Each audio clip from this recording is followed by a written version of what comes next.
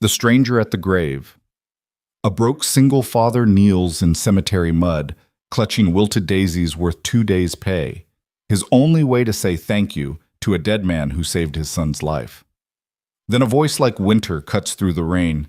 That's my husband's grave. Who are you? Evelyn Pierce, billionaire widow, ice in designer heels, spots the gold watch on his wrist. Her husband's watch. Her husband's initials. And her eyes turn from grief to fury in one breath. The little boy beside him clutches a teddy bear and trembles. Some debts can't be repaid. Some secrets shouldn't be buried. If you want to see how a chance encounter at a grave changes 3 broken lives forever, stay until the end. And if this story moves you, hit that like button and drop a comment telling me what city you're watching from. I love seeing how far these stories travel. The rain had turned Riverside Memorial Cemetery into a landscape of gray stone and darker regret.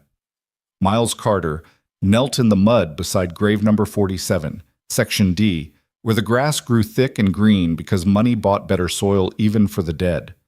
His jeans were soaked through at the knees.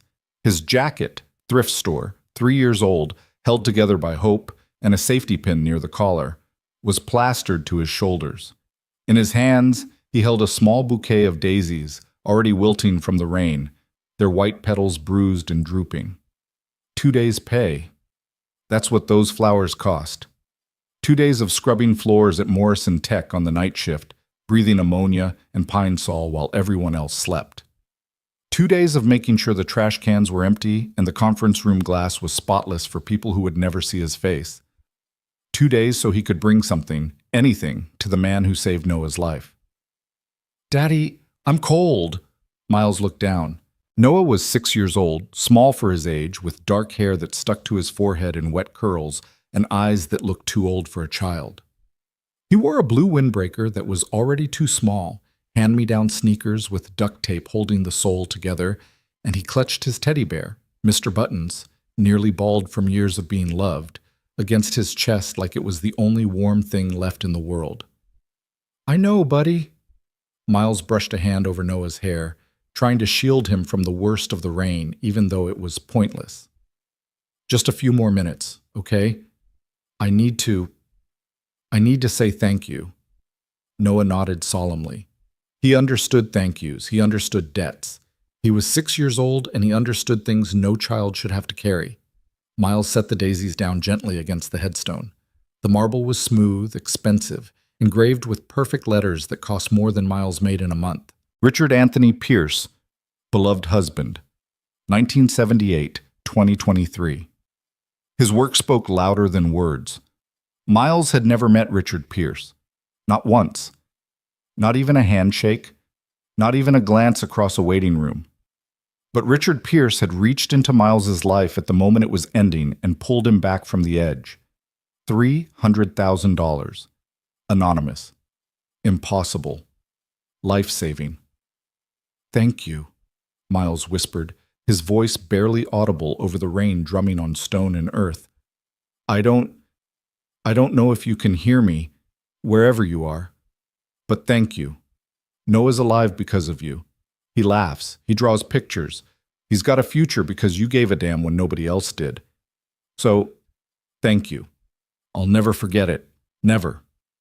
He stayed there a moment longer, head bowed, rain streaming down his face. He wasn't a religious man. Life had beaten that out of him pretty efficiently. But he believed in debts, and this was one he could never repay.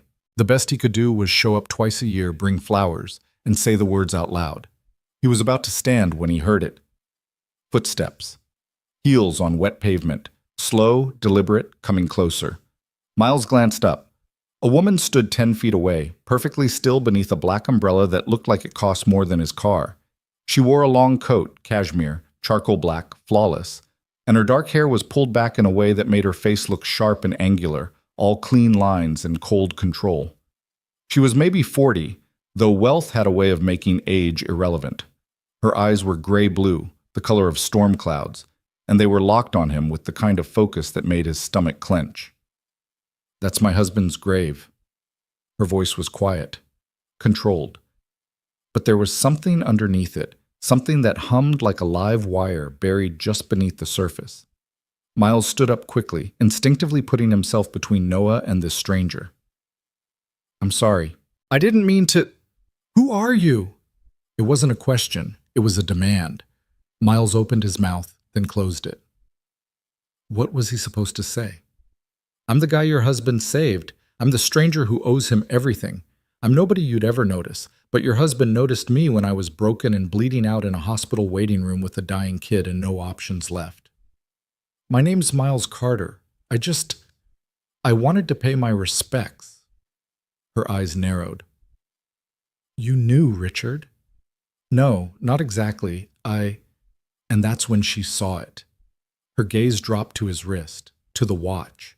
The gold watch with the worn leather strap and the scratched face and the engraving on the back that Miles had memorized 1,000 times over. RAP for every second that matters. The woman's face changed, the controlled mask cracked, and what came through was raw and immediate. Her lips parted, her breath caught, and then her expression hardened into something that looked like fury wrapped in ice. Where did you get that? Miles looked down at the watch on his wrist. He'd been wearing it for 2 years, every single day. It was the only thing of value he owned, and he would have sold everything else he had before he let this watch go. It was a gift, he said quietly. A gift. Her voice was flat, disbelieving. From whom? Miles swallowed. From your husband. For a moment she didn't move, didn't speak. The rain fell between them, and the cemetery was silent except for the soft patter of water on stone. Then she stepped forward, and the umbrella tilted just enough that rain began to hit her coat. She didn't seem to notice. That watch, she said slowly, belonged to Richard's grandfather. It was a family heirloom, the only thing he had left from that side of the family. He never took it off, not once in 15 years of marriage. She took another step closer, and Miles could see the grief in her face now, old grief, buried deep, mixed with something sharper and more immediate. So, I'll ask you again, Mr. Carter, where did you get my husband's watch? Miles felt Noah press against his leg, small fingers gripping his jeans. He put a hand on his son's shoulder, steadying him, steadying himself. Your husband sent it to me 2 years ago, Miles said, after he paid for my son's surgery. The woman blinked. Once. Twice. What? Noah needed a heart transplant. Emergency surgery. $300,000. I didn't have it. I didn't have anything. Your husband, he found out somehow. He paid for it. All of it. Anonymously. And when it was done, he sent me this watch with a letter that said, "Stop!" The word cracked like a whip. The woman's hand went up, palm out, and her face had gone pale beneath the rain. Stop, that's not possible. It's the truth. No. She shook her head, and for the first time Miles saw something break in her composure. No, I handled every account after Richard died. Every transaction, every payment, She stopped, breathed. $300,000 doesn't just disappear. If he'd done something like that, I would have known. Miles said nothing. He just stood there, rain-soaked and exhausted, with his son pressed against him and the truth sitting between them like a stone. The woman stared at him, then at Noah, then back at the watch. You're lying. I'm not. You stole it. I didn't. Her hand moved toward her coat pocket, toward her phone, and Miles knew what was coming next. Security, police. Questions he couldn't afford to answer in a system that wouldn't believe him anyway. But then Noah moved. The little boy stepped forward, out from behind Miles's legs, and his windbreaker shifted just enough that the collar slipped down, just enough to reveal the scar. It ran from the center of his chest up toward his collarbone, a thick, raised line of pink tissue that spoke of scalpels and stitches and hours on an operating table where a team of surgeons had cracked open a child's chest to replace a dying heart. The woman froze. Her eyes locked on that scar, and the color drained from her face completely. "Oh my God," she whispered. Noah looked up at her with those two old eyes and said, very quietly, "It doesn't hurt anymore. Daddy says I'm brave." The woman's hand, halfway to her phone, stopped, trembled, dropped. She took a shaky breath and looked at Miles. and for the first time there was doubt in her expression. Real, undeniable doubt. "Show me," she said, her voice barely above a whisper. "Show me proof." Miles reached into his jacket pocket, careful and slow. He pulled out a plastic sleeve, the kind you use to protect important documents, and inside it were two things: a letter and a photograph. He handed them to her. The woman took them with hands that weren't quite steady. She opened the sleeve, unfolded the letter, and began to read. Miles knew it by heart. He'd read it 100 times in the 2 years since it arrived. "Dear Mr. Carter, you don't know me, and you never will. That's by design. But I know you. I saw you in the hospital waiting room 3 weeks ago, and I saw what fear looks like when it's got no options left. I've spent 15 years building wealth I'll never spend. I've built a life that looks perfect from the outside and feels empty from within. And I realized something sitting in that hospital, watching you hold your son and beg for miracles. I have the ability to answer prayers, and I've been too afraid to use it.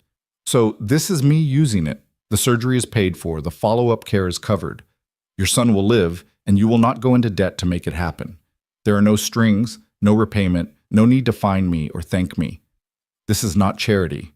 This is someone with too much trying to balance the scales in a world that tips wrong too often. I'm sending you my grandfather's watch because I want you to have something that matters. Not because it's valuable, though it is, but because it's a reminder. Every second counts, especially the ones you spend with the people you love. Don't waste them. A friend." The woman's hands were shaking by the time she finished. She looked up at Miles, and there were tears on her face now, mixing with the rain. "This is Richard's handwriting," she said, and her voice broke on his name. "I know. He never told me. I know." She looked down at the photograph next, a picture of Noah in a hospital bed, small and pale and covered in wires, taken the day after surgery when Miles had finally believed his son might actually survive. "He saved your son," she whispered. "Yes. And he never told me." Miles didn't know what to say to that, so he said nothing. The woman folded the letter carefully, slid it back into the sleeve, and handed it back to Miles. Then she looked at the grave, at the marble stone with her husband's name carved into it, and something in her expression shifted. "We were married 15 years, she said quietly. 15 years, and I thought I knew him. I thought we told each other everything." She turned back to Miles, and the anger was gone now. In its place was something raw, something that looked like grief mixed with betrayal, mixed with a terrible kind of understanding. "But we didn't, did we? Tell each other everything." Miles shook his head slowly. "I don't think he meant to hurt you." "No." She laughed, but it was a bitter sound. "No, I don't think he did either. I think he just found it easier to save strangers than to fix what was broken at home." She looked at Noah, still standing there with Mr. Buttons clutched to his chest, and her expression softened. "What's your name, sweetheart?" "Noah," the boy said quietly. "That's a strong name." She crouched down, ruining the knees of her expensive coat in the mud, so she was at eye level with him.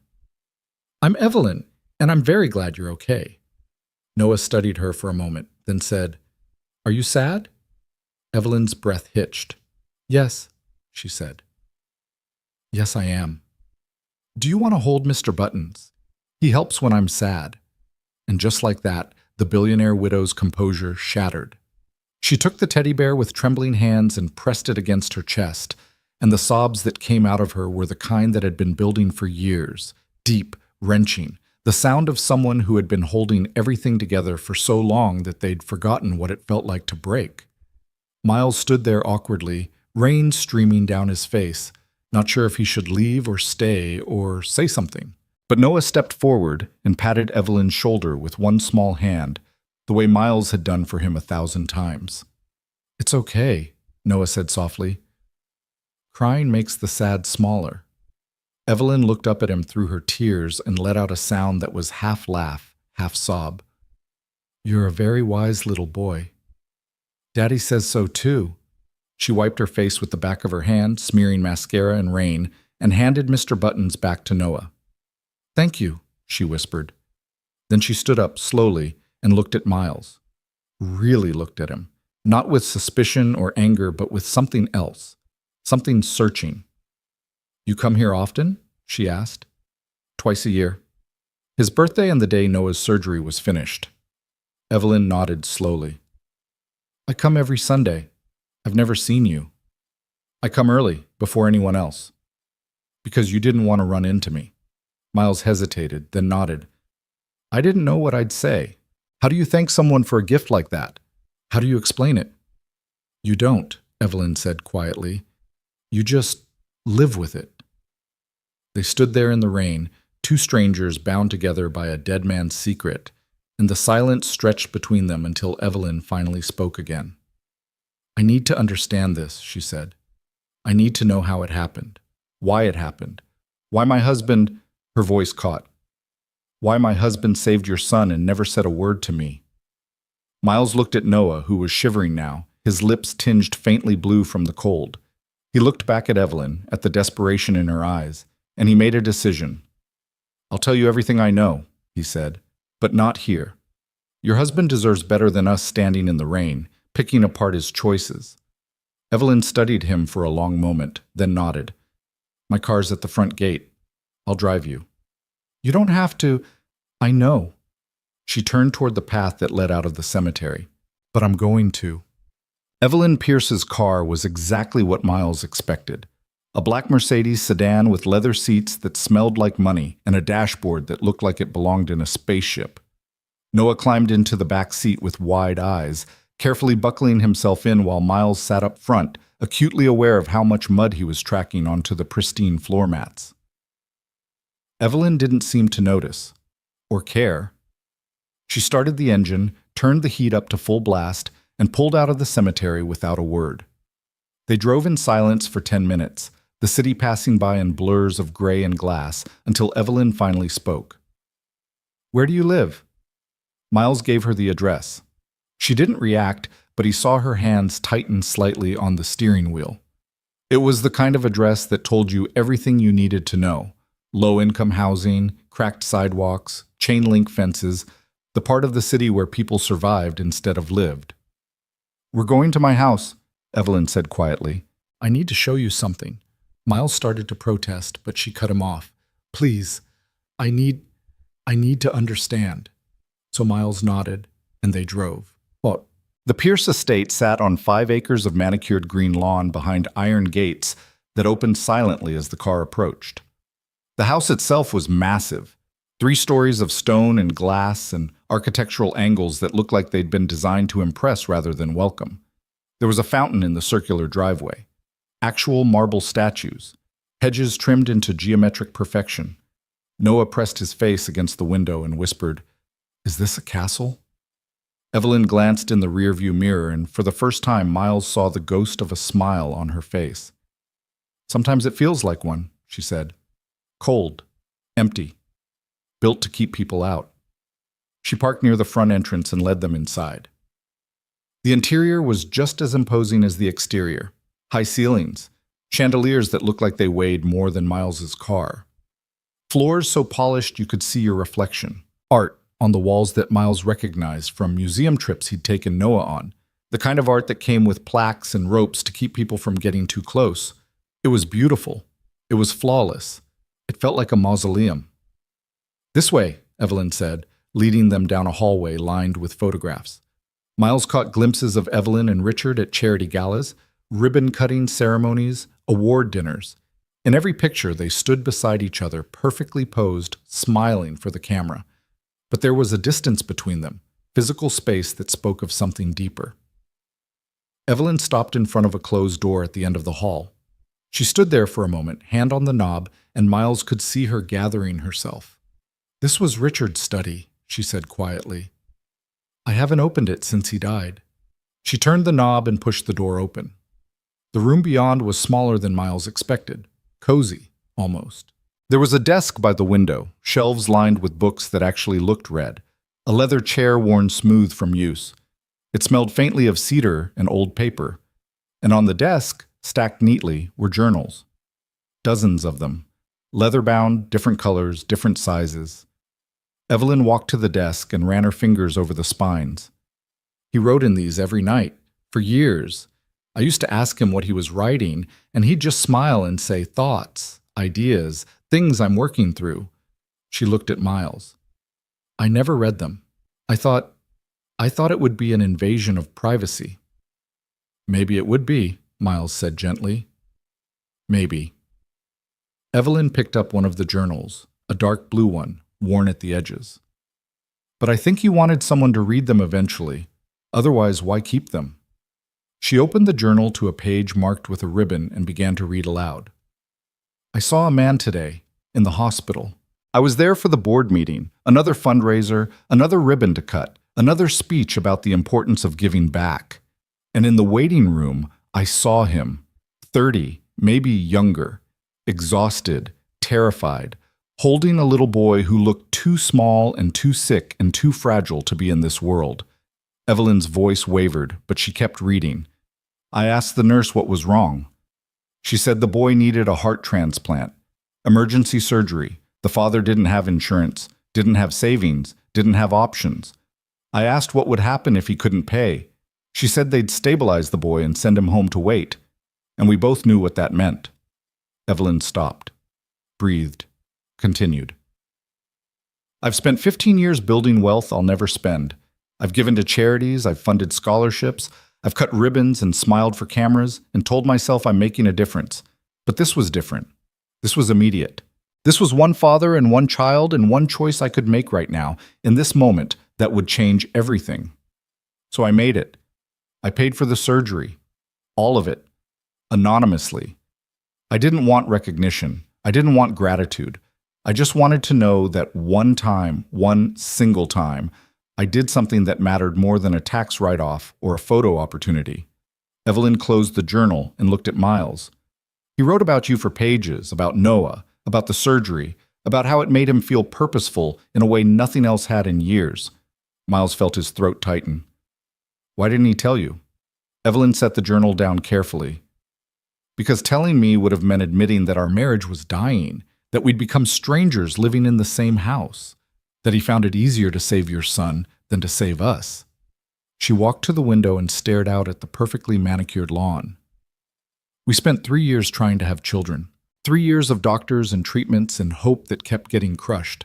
And then we just stopped. Stopped trying. Stopped talking about it. Stopped being anything except efficient. She turned back to Miles and her eyes were red-rimmed but dry. He was a good man, but we weren't good together, not anymore. Maybe we never were. Miles didn't know what to say to that, so he said the only thing that felt true. He saved Noah's life. Whatever else happened between you two, whatever was broken or missing, he saved my son. And that matters. Evelyn nodded slowly. It does. She looked at the journals again. There's more. About a foundation he wanted to start, for children like Noah. Emergency medical cases where families couldn't afford treatment. She picked up another journal, this one green. He'd already drafted the bylaws, identified funding sources, written mission statements. She handed it to Miles. Miles opened it and saw page after page of Richard Pierce's careful handwriting, plans and budgets and lists of hospitals and legal frameworks and everything you'd need to turn an idea into something real. He was going to do this, Miles said quietly. Yes, but he died before he could start. Evelyn took the journal back. Heart attack, sudden. He was here, in this study, and he just stopped. Noah, who had been sitting quietly in the leather chair, spoke up. Is that why you're sad? Because he stopped? Evelyn looked at him, and her expression crumpled. Yes, sweetheart. That's why I'm sad. Noah climbed down from the chair and walked over to her. He took her hand, his small fingers wrapping around hers, and said, Daddy says when people stop, it's okay to be sad. But it's also okay to remember the good parts. Evelyn sank down onto her knees and pulled Noah into a hug. Not a polite hug, a real one. The kind that says, I'm breaking and you're holding me together. Miles watched them, this billionaire widow and his 6-year-old son, and felt something shift in his chest. When Evelyn finally pulled back, she wiped her eyes and looked up at Miles. I need to ask you something. Okay. Why did you keep coming to his grave? You never met him. You don't owe him anything beyond gratitude. So why? Miles thought about it. About the daisies. About kneeling in the mud twice a year. About the watch he wore every day like a promise. Because he saw me, Miles said finally. When I was invisible to everyone else, when I was just another broke dad in a waiting room, he saw me. He saw Noah. And he decided we mattered. That's not something you forget. That's not something you let go. Evelyn stood up slowly, still holding Noah's hand. He would have liked you, she said quietly. You think? I know. She looked at the journals, then back at Miles. He wrote that he hoped you'd do something good with the second chance he gave you. That you'd make it count. I'm trying. I can see that. Evelyn took a deep breath. I want to finish what Richard started. The foundation, the medical fund, all of it. But I don't know how. I know money, I know systems. But I don't know what it's like to sit in that waiting room and watch your child die because of a number on a form. She looked at Miles. You do. Miles felt the weight of what she was asking settle onto his shoulders. You want my help? I want your experience, your perspective, your understanding of what families like yours need when everything falls apart. She paused. If you're willing. Miles looked at Noah, who was watching him with those two old eyes. He looked at the journals stacked on the desk. He looked at Evelyn Pierce, billionaire widow, standing in her dead husband's study asking a janitor for help. And he thought about Richard Pierce sitting in a hospital waiting room, watching a stranger break, and deciding to do something about it. Yeah, Miles said. Yeah, I'm willing. Evelyn's breath came out in a rush, like she'd been holding it. Thank you. Don't thank me yet. I work nights. I've got a kid to take care of. I don't know the first thing about running a foundation. Then we'll figure it out together. Evelyn managed a small smile. Richard left me everything I need except the one thing that matters most. A reason to use it. She looked at the journals again, and Miles saw something change in her expression. Determination, purpose, the kind of look that meant decisions were being made. I spent 2 years avoiding this room, Evelyn said quietly. Avoiding his things. Avoiding the truth about what our marriage became. But maybe that's not what he would have wanted. Maybe he would have wanted me to take what he started and finish it. I think he would have, Miles said. Evelyn nodded. Then that's what we'll do. She looked at Noah. And maybe, along the way, we'll build something that makes sure no other father has to kneel in the mud with wilted flowers, wondering how to say thank you to a dead man. Noah, who had been listening quietly, said, That's a good thing to build. Evelyn laughed. A real laugh this time, raw and surprised. Yes. Yes, it is. They stayed in Richard's study for another hour. Evelyn pulled out more journals, and together she and Miles went through them, piecing together Richard's vision for the foundation. The structure, the mission, the practical details of how to help families in crisis without drowning them in bureaucracy. Noah fell asleep in the leather chair, Mr. Buttons tucked under his chin, while Miles and Evelyn worked. By the time they were ready to leave, the rain had stopped and the sky was beginning to clear. Evelyn drove them home, and when they pulled up in front of Miles's apartment building, cracked concrete, peeling paint, chain-link fence, she didn't flinch. I'll call you tomorrow, she said. We'll set up a proper meeting, go through everything. Okay. Miles started to get out, but Evelyn stopped him. Miles? He turned back. Thank you for coming to the grave today, for bringing flowers, for caring about someone you never met. Miles looked at her, this woman who had started the day as a stranger and ended it as something else, a partner, maybe, or at least the beginning of one. He saved my son, Miles said simply. That's not something you walk away from. Evelyn nodded, and there were tears on her face again, but this time they looked different, lighter, somehow. Miles carried Noah inside, laid him down on the couch, and covered him with the blanket that had been washed so many times it was soft as silk. He sat down beside his son and looked at the watch on his wrist. For every second that matters.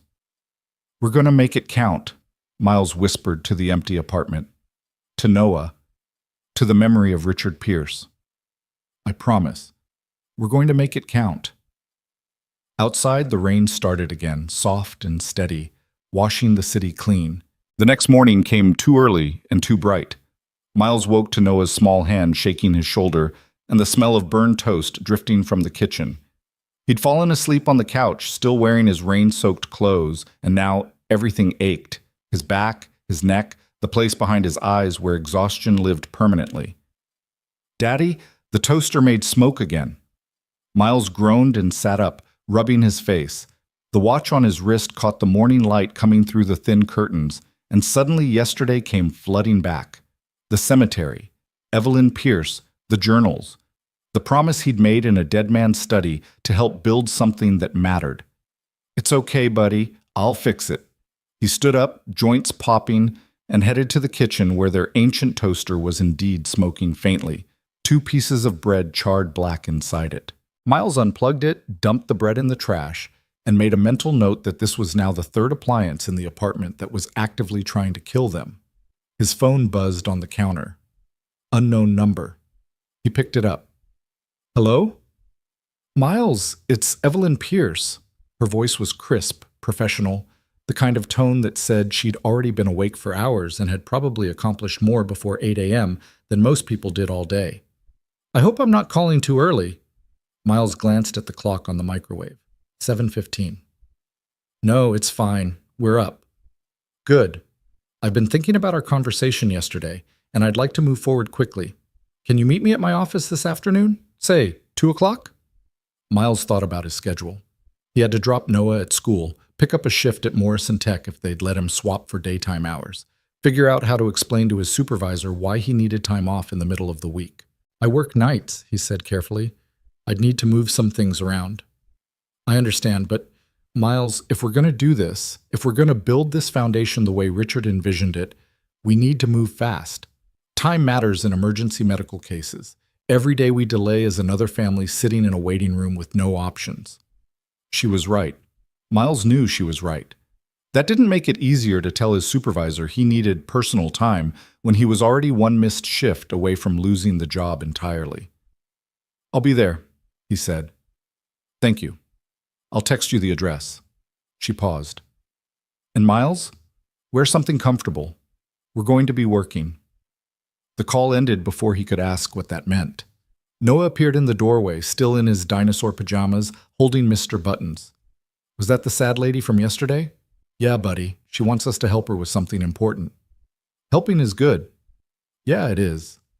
Miles knelt down and pulled Noah into a hug, breathing in the smell of his son's shampoo. Cheap, strawberry-scented, perfect. "You're pretty smart, you know that?" Noah giggled. "Daddy, you say that every day." "Because it's true every day." They went through their morning routine, breakfast, getting dressed, the walk to Riverside Elementary where Noah's teacher, Mrs. Chen, always greeted them with a warm smile and never mentioned how many permission slips Miles forgot to sign or how Noah's shoes were getting too small. Miles watched his son disappear into the classroom, backpack almost as big as he was, and felt the familiar tug of gratitude and terror that came with single parenthood. Every day Noah walked through those doors was a day Richard Pierce had given them. Every laugh, every drawing, every moment of just being 6 years old and alive. That was the gift. And now Miles had a chance to pass it forward. He pulled out his phone and called Morrison Tech. "Morrison Technology Services. This is Darren." "Hey, it's Miles Carter. I need to ask about shifting my schedule today. Is there any way I can—" "Carter, we've talked about this. Your night shift. That's the assignment. You can't just call in the morning and expect us to reshuffle the entire rotation." Miles closed his eyes and counted to 3. Darren was the kind of supervisor who treated his tiny bit of power like it was a throne and everyone else was there to bow. "I understand that, but this is important. I wouldn't ask if—" "Let me guess. Family emergency?" The way Darren said it made it clear he didn't believe a word. And why would he? Miles had used that excuse before, when Noah was sick, when the school called, when the babysitter canceled and there was nobody else. "Something like that," Miles said quietly. "Right. Well, here's the thing, Carter. You're already on thin ice. 3 late arrivals this month, 2 early departures. And now you want to skip an entire shift?" "I'm not skipping. I'm asking to swap." "Same difference." Darren's voice took on that particular tone of smug satisfaction that made Miles's jaw clench. You miss tonight's shift, we'll count it as a no-show. 3 no-shows and you're terminated. Company policy.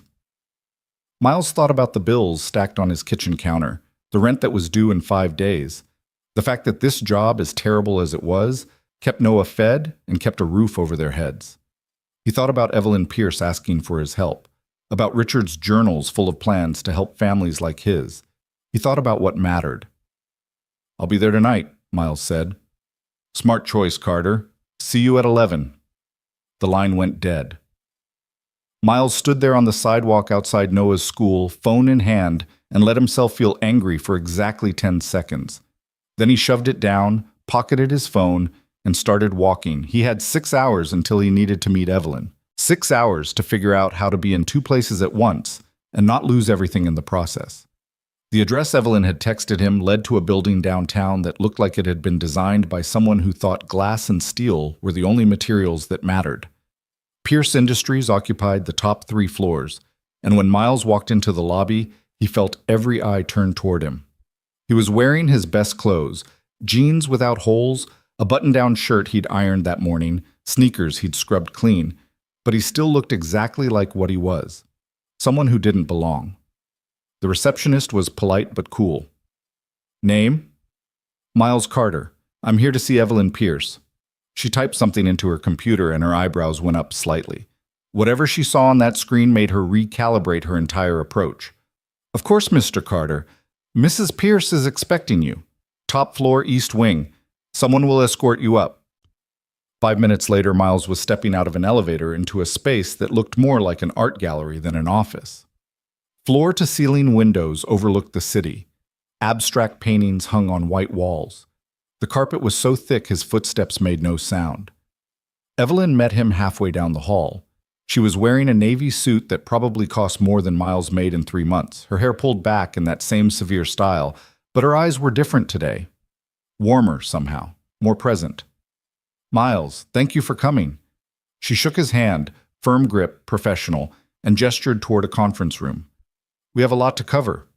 The conference room had a table that could seat 20 people, but today it was just the 2 of them, and a third person Miles hadn't expected to see. A woman in her 50s with gray hair pulled into a bun and glasses perched on her nose, surrounded by stacks of folders and a laptop that looked like it was running 6 programs simultaneously. This is Margaret Chen, Evelyn said. She was Richard's chief financial officer and the only person I trust completely to tell me the truth, even when I don't want to hear it. Margaret stood and shook Miles's hand. I've heard a lot about you, Mr. Carter. Miles, please. Miles. She smiled, and it softened her entire face. Evelyn's been up since 4 a.m., going through Richard's journals and pulling together the framework for the foundation. She called me at 5 to tell me we were making this happen, whether I liked it or not. I didn't say it quite like that, Evelyn said dryly. You absolutely did. Margaret gestured to the folders, but she was right to push. What Richard outlined in those journals is not only feasible, it's desperately needed. I've spent the morning running numbers, and we can fund this sustainably if we structure it correctly. Miles sat down slowly, trying to process what he was hearing. Yesterday, he'd been kneeling in a cemetery. Now he was sitting in a conference room with a billionaire and her CFO discussing how to build something real. I don't understand, he said. Why move this fast? Why not take time to plan, to make sure? Because children are dying, Miles. Evelyn's voice was quiet but firm. Right now, today. While we sit here in this comfortable room discussing logistics. Richard understood that. It's why he paid for Noah's surgery immediately instead of forming a committee to study the issue. She opened one of the folders and slid it across the table. Inside were medical bills, dozens of them, all from different families, all marked past due or final notice or sent to collections. These are from the hospital where Noah had his surgery, Evelyn said. I called the billing department this morning and asked for a list of current emergency cases where families couldn't pay. This is what they sent me. Miles looked at the numbers, 50,000, 120,000, 300,000. Each one represented a child, a family, a parent sitting in a waiting room choosing between bankruptcy and grief. How many? He asked quietly. 17 cases currently active. Pediatric emergencies, time-sensitive, families without insurance or with coverage so inadequate it might as well not exist. Evelyn's jaw tightened. 17 children who need help this month alone. And that's just one hospital. Margaret pulled up a spreadsheet on her laptop and turned it so Miles could see. Richard allocated $5 million in seed funding for the foundation. If we structure the grants correctly, prioritize the most urgent cases, and work with hospitals to negotiate reduced rates, we can help somewhere between 40 and 60 families in the first year. Miles stared at the numbers. 40 to 60 families. 40 to 60 children who would get to live because someone decided to care. "What do you need from me?" he asked. Evelyn leaned forward. "Honestly, everything you know. How the system failed you, what worked, what didn't, what you needed in that waiting room that nobody offered. You've lived this nightmare, Miles. Most of the people who run charitable foundations have never missed a meal in their lives, let alone watch their child die because of a number on a form." "I'm a janitor," Miles said. "I clean floors and empty trash cans. I don't know anything about running a foundation or managing grants or—" "You know what matters," Margaret interrupted. "And that's rarer than you think." Evelyn nodded. "I can hire lawyers and accountants and administrators. I can't hire someone who understands what we're trying to fix because they lived through it. That's you." Miles looked at the medical bills spread across the table.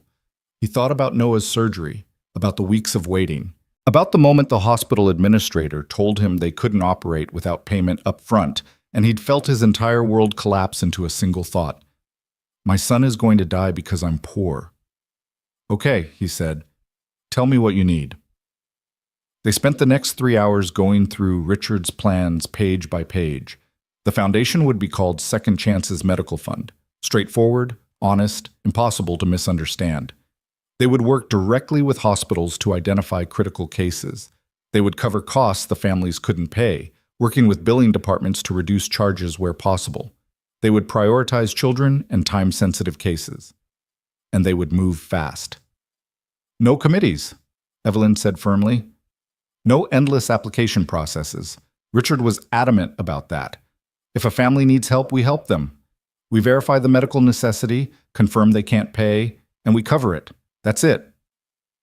"What about fraud?" Miles asked. "What if people lie?" "We'll work with the hospitals to verify cases," Margaret said. "But honestly, Miles, in my experience, the bigger problem isn't fraud. It's families who are too proud or too scared to ask for help. The ones who suffer in silence because they think they don't deserve charity, or they're ashamed they can't provide for their own children." Miles knew that feeling. He'd lived it. The shame of sitting in that hospital knowing that his son's life came down to money he didn't have. The crushing weight of inadequacy that made it hard to breathe. "We need to make it clear this isn't charity," he said quietly. "People hear charity and they think pity. They think handouts. They think they're taking something they didn't earn." "What would you call it?" Evelyn asked. Miles thought about the watch on his wrist, about Richard Pierce sitting in a waiting room watching a stranger break and deciding to care. "A gift," he said finally. "Not because they deserve it or earned it, just because someone saw them and decided they mattered." Evelyn wrote that down. "A gift. I like that."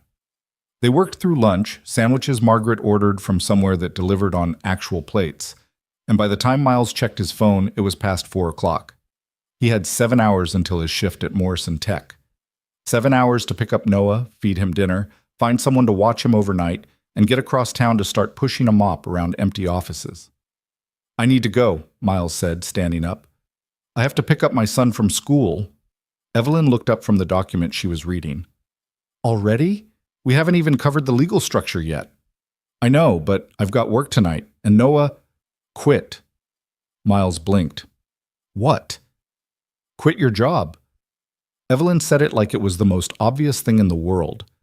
"You can't build this foundation working night shifts and raising a child alone. It's not sustainable. I can't just quit. I need the income. I've rent and bills and I'll hire you." Evelyn closed the folder in front of her. "As the foundation's director of family services, salary—" She glanced at Margaret. "$65,000 to start," Margaret said without hesitation, "plus benefits. Health insurance, dental, retirement matching, standard executive package." Miles felt like the floor had disappeared beneath him. 65,000? Is that not enough? Evelyn asked. We can negotiate. No, it's... Miles sat back down because his legs weren't working right. That's more than I make in 2 years. It's also less than you're worth, Margaret said matter-of-factly. We checked the going rate for nonprofit program directors. You'd be underpaid compared to the market. Miles couldn't process this. Yesterday he was cleaning toilets. Today, someone was offering him more money than he'd ever imagined making, to do work that actually mattered, with benefits that meant Noah would have real health insurance instead of the state-subsidized coverage that barely covered checkups. I don't have a degree, he said. I didn't finish college. I don't have any of the qualifications. You have the only qualification that matters, Evelyn said. You understand what we're trying to do because you lived it. Richard wrote about that in his journals. He said the biggest problem with institutional charity is that it's run by people who've never experienced the problems they're trying to solve. They mean well, but they design systems that look good on paper and fail in practice. She pulled out one of the journals and opened it to a marked page. Listen to this. I went to a fundraiser last night for pediatric cancer research. $2,000 a plate. Everyone wore designer suits and congratulated themselves on making a difference. But I kept thinking about the father I saw at the hospital. He was wearing work boots and a jacket, held together with duct tape, and he would have given everything he owned just to hear his son laugh one more time.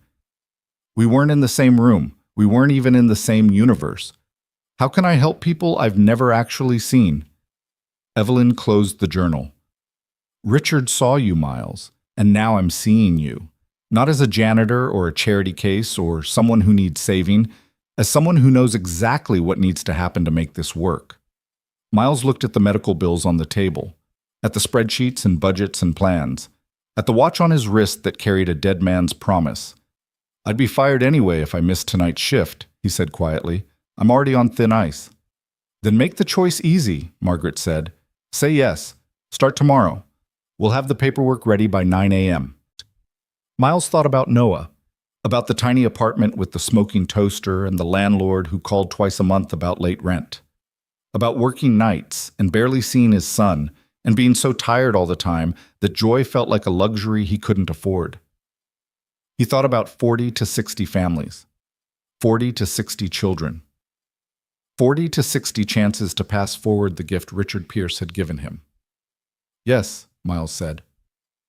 Okay, yes. Evelyn smiled, a real smile this time, the kind that reached her eyes. Good. Margaret will get you set up with HR. And Miles, thank you for trusting us, for taking this risk. Thank you for asking me to. Margaret started gathering her folders. I'll get the employment contract drafted tonight. And Miles, do you have someone who can watch Noah during the day? We'll need you in the office fairly regularly at first while we build the operational framework. I'll figure something out. Actually, Evelyn said slowly, I might have a solution. My house has an entire wing that hasn't been used in years. Guest quarters. 3 bedrooms, kitchen, private entrance. It's just sitting empty. She looked at Miles.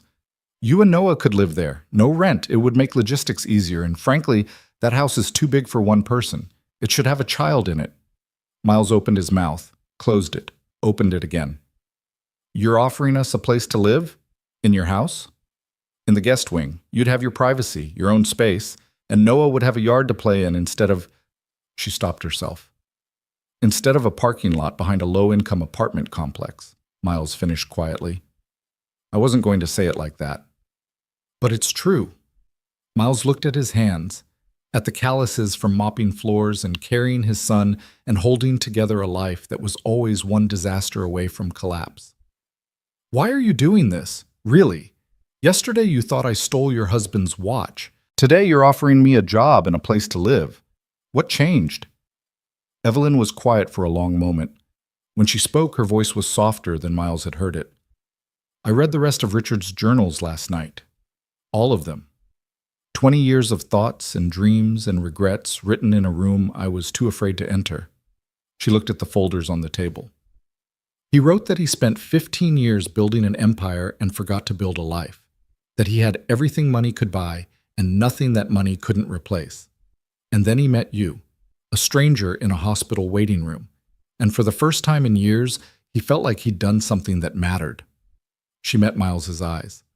I don't want to spend the rest of my life living in this beautiful, empty house wondering what I could have done differently. Richard left me the resources to make a difference. You're giving me the roadmap to use them. So maybe the real question is, why wouldn't I do this? Miles understood then. This wasn't charity. This was two broken people trying to honor a dead man's legacy by building something he never got to finish. This was Evelyn Pierce trying to find purpose in the wreckage of her marriage, and Miles trying to repay a debt that could never be fully settled. Okay, he said, we'll move in, but we pay for groceries and utilities. I'm not looking for a handout. Agreed. Evelyn extended her hand. Partners? Miles shook it. Partners. Margaret gathered the last of her files and headed for the door, then paused. You know what Richard would say right now if he could see this? What? Evelyn asked. Finally. Margaret smiled. He'd say, finally, she's listening. After Margaret left, Evelyn and Miles sat in the conference room a while longer, going through the last details. They would announce the foundation publicly in 2 weeks. They would start taking applications immediately. They would hire a small staff, medical coordinator, grant administrator, legal counsel. And Miles would be the bridge between the families who needed help and the systems designed to provide it. There's one more thing, Evelyn said. She pulled out a small box from her briefcase and slid it across the table. Open it. Miles opened the box. Inside was a key. To the guest wing, Evelyn explained, and to the front gate. You can move in whenever you're ready. Miles held the key, and it felt heavier than it should, heavier than brass and cut metal. It felt like possibility, like a door opening to a life he'd never let himself imagine. I need to tell Noah, he said. He'll want to know what's happening. Of course, take the evening. Settle things with your current employer. And Miles? Evelyn stood up. Tomorrow is the beginning of something important. Get some sleep. Miles left Pierce Industries and walked back into the late afternoon sunlight, feeling like he'd stepped through into a different version of his life. Same city, same streets. But everything had shifted slightly, like reality had recalibrated itself while he wasn't paying attention. He picked Noah up from after-school care, and they walked home together. Noah chattering about a project they'd done in art class involving macaroni and entirely too much glue. Miles let him talk, soaking in the sound of his son's voice, the way he pronounced certain words wrong, the breathless excitement over small things.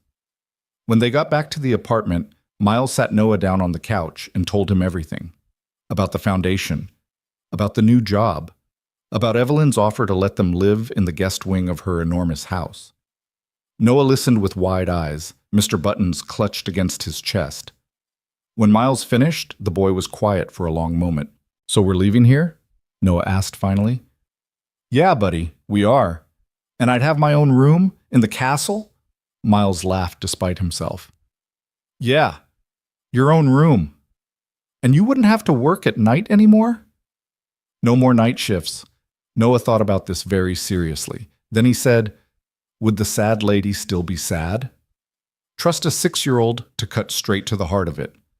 I think she'll be less sad, Miles said carefully.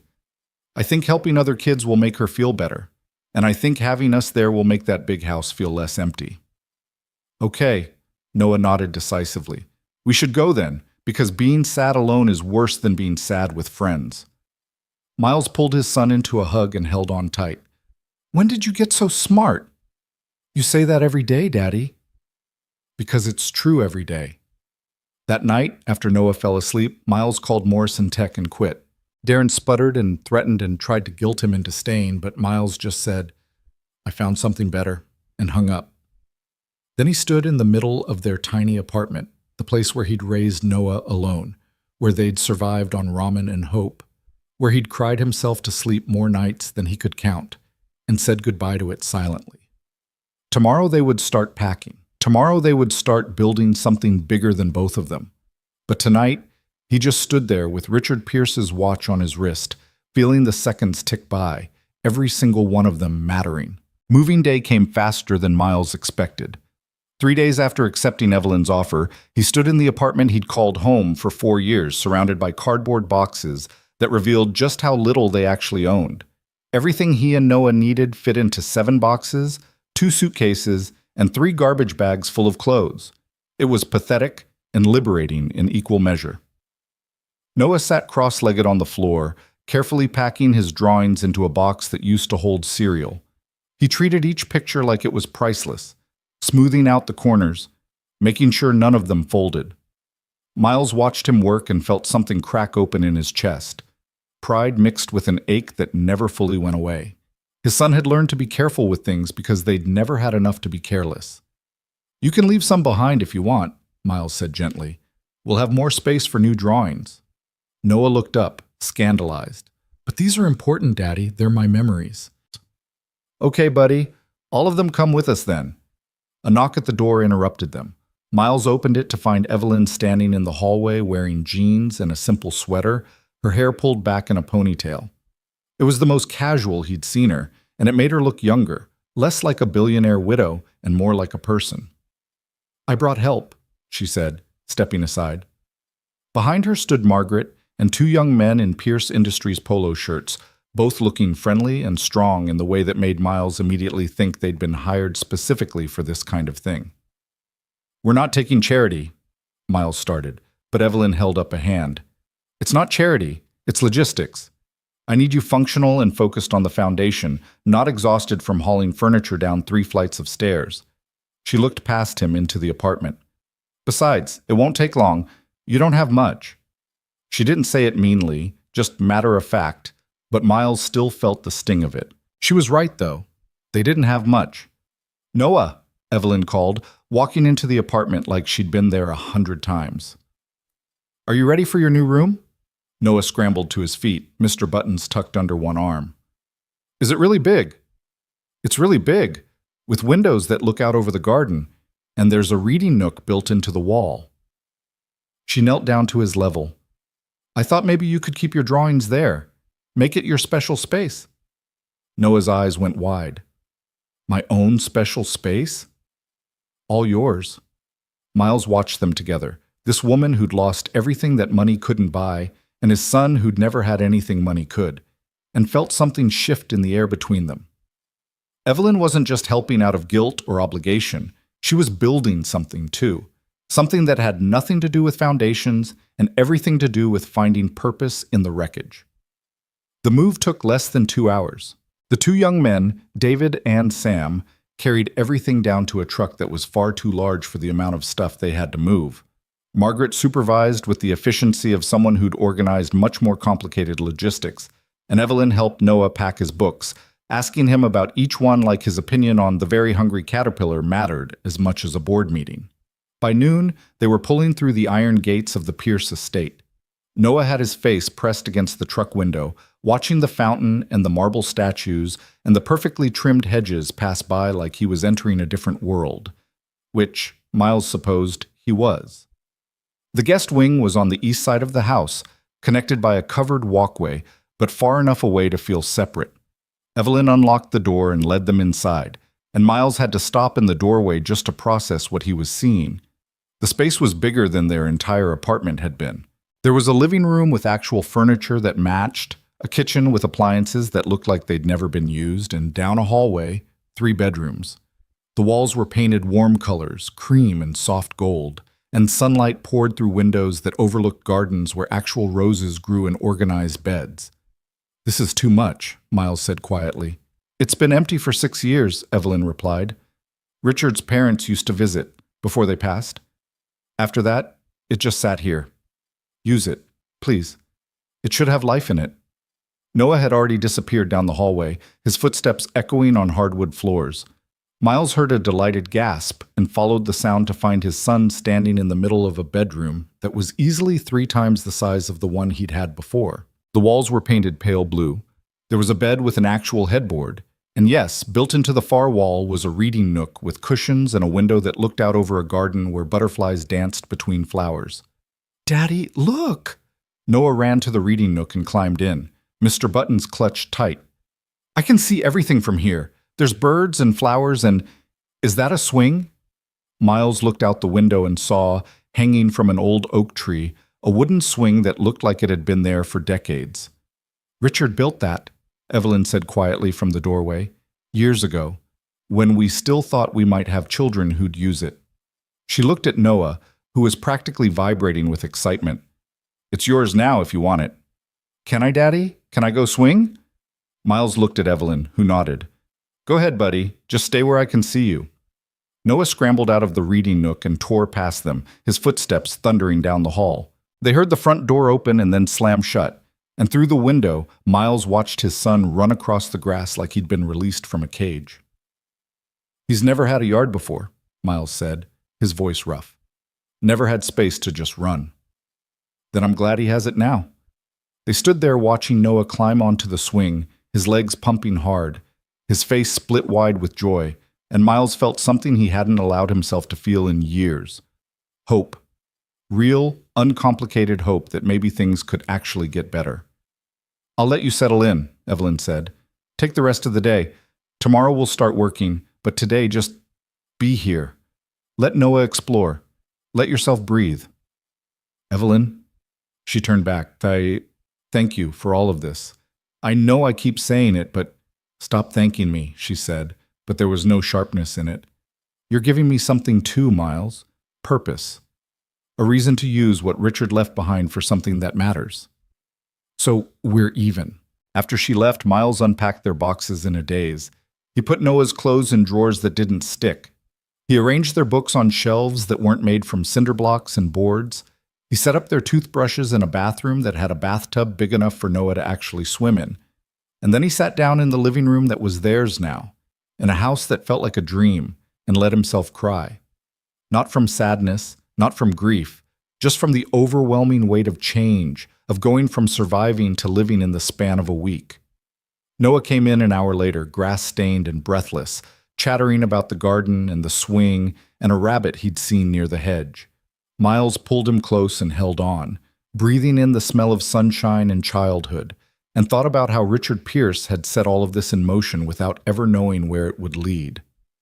The Foundation's office was a converted conference room on the second floor of Pierce Industries. Margaret had worked some kind of magic over the weekend, transforming empty space into something functional. There were desks, computers, filing cabinets, and a wall covered in whiteboards where they could track cases and funding and outcomes. Miles arrived Monday morning at 8:30, dressed in clothes Evelyn had insisted on buying him. Business casual, she'd called it, which apparently meant khakis and button-down shirts that actually fit. Noah was spending the day with a woman named Mrs. Brennan who lived in town and had run a daycare for 30 years. Evelyn had arranged it with the same efficiency she brought to everything, and Miles had decided to stop fighting her on logistics and just be grateful. Evelyn was already there, of course, along with Margaret and two new faces. One was a woman in her 30s with dark curly hair and an expression that suggested she didn't suffer fools. The other was a man who looked barely out of college, wearing glasses and the kind of nervous energy that came from wanting desperately to prove himself. "Miles, good morning," Evelyn gestured to the others. "This is Dr. Sarah Reeves, our medical coordinator. She'll work with hospitals to verify cases and assess medical necessity. And this is James Park, our grant administrator. He'll handle the paperwork and fund disbursement." Sarah stood and shook Miles's hand with a grip that was almost aggressive. "I've worked in emergency pediatrics for 12 years. I've watched kids die because of insurance denials and billing departments, and parents who couldn't afford to save them. So when Evelyn called and told me what you were building, I quit my job the same day." "Just like that?" "Just like that." Sarah sat back down. "I'm tired of treating symptoms. I want to fix the disease. And the disease is a system that makes people choose between their child's life and financial ruin." As James was quieter, more reserved. "I worked in nonprofit grant management before this," he said. "I've seen how slow and bureaucratic the process usually is. What you're proposing, immediate response, minimal paperwork, direct assistance, it's revolutionary, if we can actually pull it off." "We'll pull it off," Evelyn said firmly. "We have to." They spent the morning going through the operational framework. Sarah would work directly with hospital administrators and medical staff to identify critical cases. James would process the grants and coordinate with billing departments. Margaret would manage the finances and ensure they weren't overspending. And Miles, "You're the heart of this," Evelyn said, looking at him across the table. You talk to the families. You help them navigate the process. You make sure we're not just throwing money at problems, but actually solving them. I'm not a social worker, Miles said. I don't have training in... You have experience, Sarah interrupted. You've been on the other side of this. You know what it feels like to be told your child might die because of money. That's worth more than a dozen certifications. They pulled up the first case file. A girl named Emma Rodriguez, 7 years old, diagnosed with acute lymphoblastic leukemia. Treatment plan in place. Family willing. No insurance. Cost of first round of chemotherapy. $48,000. Parents were both working 2 jobs and still couldn't come close to covering it. Miles read through the file and felt like someone had reached into his chest and squeezed. This could have been Noah. This was Noah, in a different universe where Richard Pierce hadn't been sitting in that waiting room. We approve it, Miles said quietly. Just like that? James asked. Just like that. Miles looked at Evelyn. Isn't that the whole point? Kids don't have time for committees. Evelyn smiled. Sarah, verify the medical details. James, process the grant. I want the hospital to have confirmation of payment by end of business today. Sarah was already on her phone. James was typing furiously on his laptop.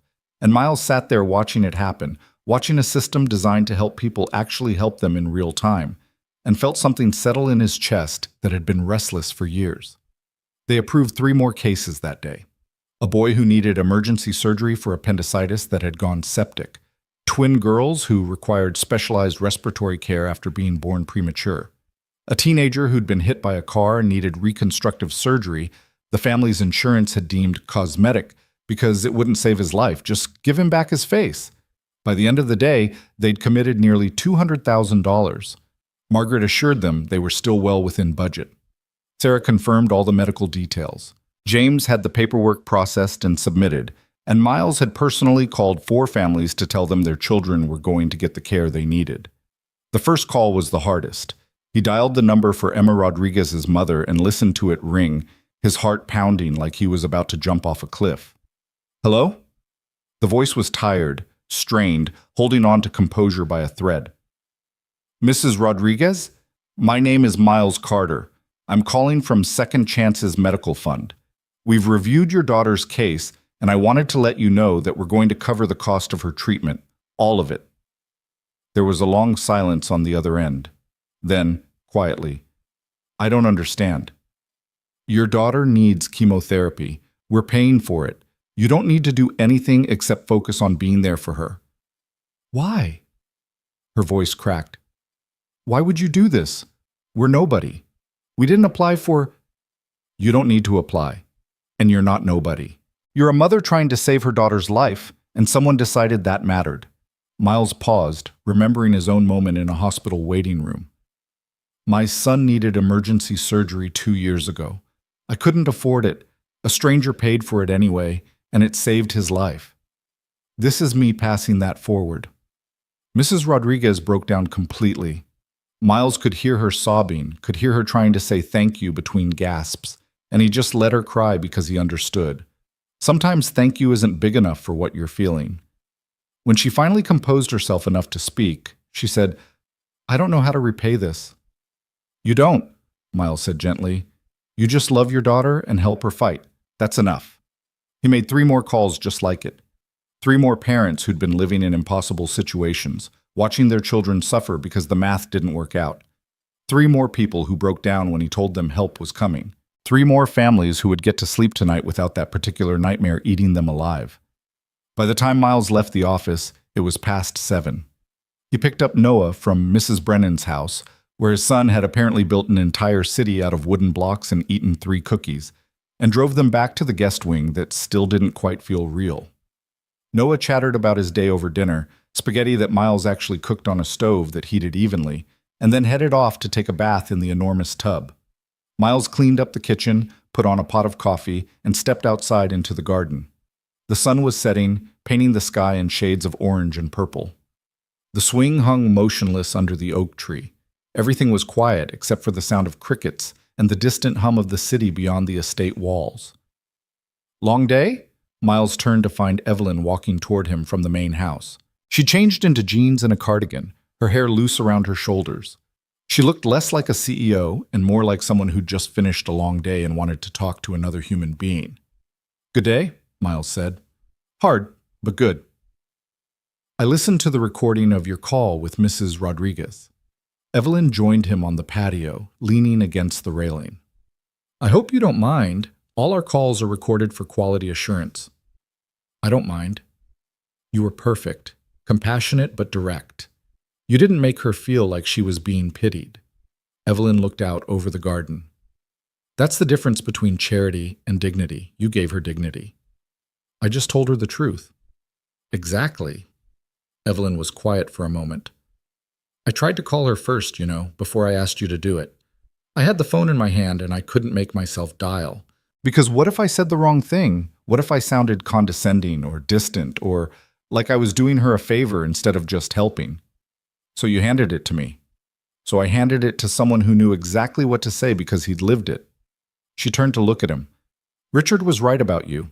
In his journal, he wrote that you had the kind of strength that doesn't announce itself. The kind that just keeps moving forward even when everything's falling apart." Miles felt his throat tighten. "I didn't have a choice. When you've got a kid depending on you, you don't get to fall apart. Maybe. But you also didn't let it make you bitter. You could have. You had every right to be angry at a world that values money over life. But instead you're here, helping other families, trying to fix a broken system one case at a time." She smiled softly. "That's not just strength, Miles. That's grace." He didn't know what to say to that, so he just stood there watching the last of the sunlight fade, feeling the weight of the day settle into his bones. "Emma Rodriguez starts chemotherapy on Wednesday," Evelyn said after a while. "Sarah confirmed it this afternoon." "That's fast. That's the point. Richard wrote that every day matters when you're fighting for a child's life. Every single day." She looked at the watch on Miles's wrist. "For every second that matters." Miles touched the watch, feeling the worn leather strap, the weight of it. "I think about him sometimes, about what he'd think of all this. I think he'd be proud. Not of me, I'm just writing checks, but of you, of what you're building with this." Evelyn pushed off the railing. "I should let you rest. Tomorrow we have 6 more cases to review." 6? Word is spreading already. Sarah says hospitals are starting to call us instead of waiting for us to reach out. Evelyn paused at the edge of the patio.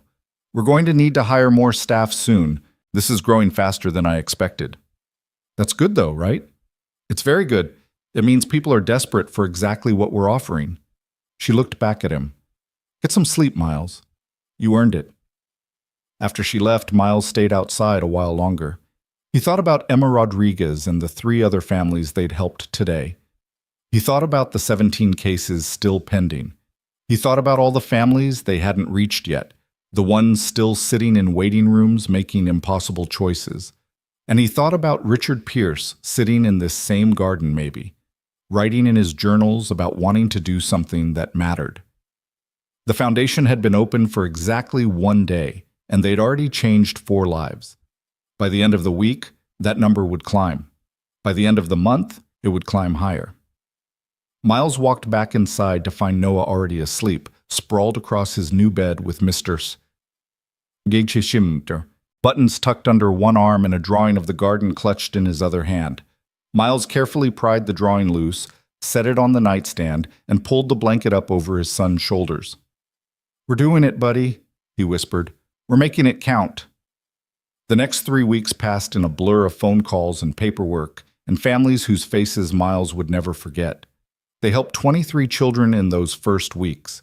23 kids who got to live because someone decided the math shouldn't matter more than the life. Sarah worked 18-hour days coordinating with hospitals across the state. James processed grants so fast, Margaret had to keep reminding him to double-check his work.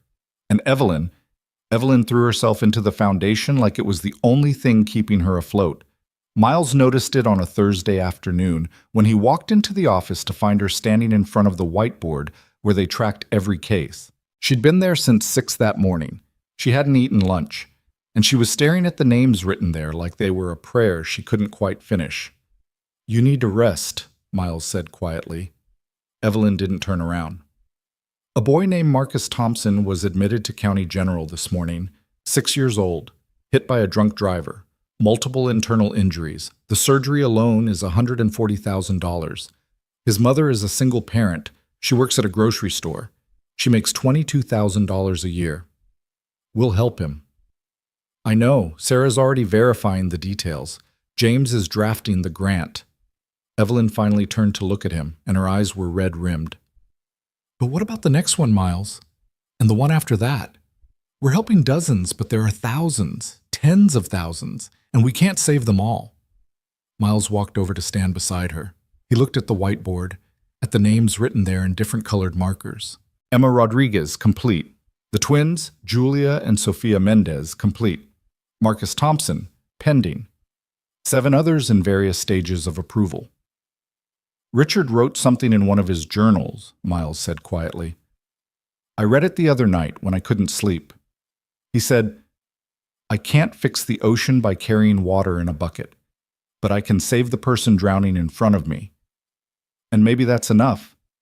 Maybe it has to be. Evelyn closed her eyes. He was better at this than I am, better at accepting that we can't solve everything. He also had the luxury of distance. He wrote those words in a study while drinking expensive scotch. You and me, we're standing in the water, pulling people out one at a time. It's messier, it's harder, but it's real. She looked at him, and something in her expression cracked. How do you do it? How do you stay hopeful when you know how many we're not reaching? Because of him. Miles pointed at Noah's latest drawing, which he'd taped to the wall next to the whiteboard. It showed the garden, the swing, and 3 stick figures labeled Daddy, Miss Evelyn, and me. Every day I get with my son is a day Richard Pierce gave me. So I take that gift and I pass it forward to Marcus Thompson and Emma Rodriguez and every other kid we can reach. And when I can't reach them all, I remember that reaching some is better than reaching none. Evelyn wiped her eyes. You're better at this than you think, Miles Carter. So are you, Evelyn Pierce. They stood there together, looking at the names of children they'd saved and children they were fighting to save, and Miles felt the weight of it, the impossible scope of the problem balanced against the very real impact of the solution they were building. Marcus Thompson gets approved, Evelyn said finally. Tonight. I don't care if James has to work late. He will. Good. She picked up a marker and wrote approved next to Marcus's name. 24 families. That's what we've helped so far. Richard would have liked that number. He would have liked what we're building more. Evelyn capped the marker and set it down. I'm glad you're here, Miles. I couldn't do this without you. Yeah, you could. You'd just be doing it differently. No. She shook her head. I'd be writing checks from a distance and telling myself I was making a difference. You're making me see the faces, remember the names, stay connected to why it matters. She managed a tired smile. So thank you for keeping me honest. Miles thought about saying you're welcome, but it didn't feel right. Instead, he said, we keep each other honest. That's what partners do. And for the first time since Richard Pierce died, Evelyn looked like she believed she wasn't carrying the weight alone. The Foundation's public launch came on a crisp October morning exactly 6 weeks after that first encounter at Richard's grave. The press conference was held at County General Hospital, the same place where Noah had received his transplant, where Richard Pierce had first seen Miles breaking apart in a waiting room. Evelyn had chosen the location deliberately. She wanted people to understand this wasn't about corporate image or tax benefits. This was about the gap between life and death that money created and about closing it one family at a time. Miles stood backstage in a suit that still felt like a costume, watching through a gap in the curtain as reporters set up cameras and hospital staff filled the seats. His hands were shaking. He'd agreed to speak today, to tell his story, but now that the moment was here, his throat felt like it was closing up. You don't have to do this. Evelyn appeared beside him, also dressed formally, her hair pulled back in that severe style that made her look untouchable. But Miles knew better now. He'd seen her cry over case files. He'd watched her stay up until 3 a.m. making sure a grant processed in time for a surgery scheduled at dawn. The armor was just protective coloring. Yeah, I do, Miles said. These families need to know someone understands what they're going through, not just theoretically, actually understands. Still, If it's too much, it's not.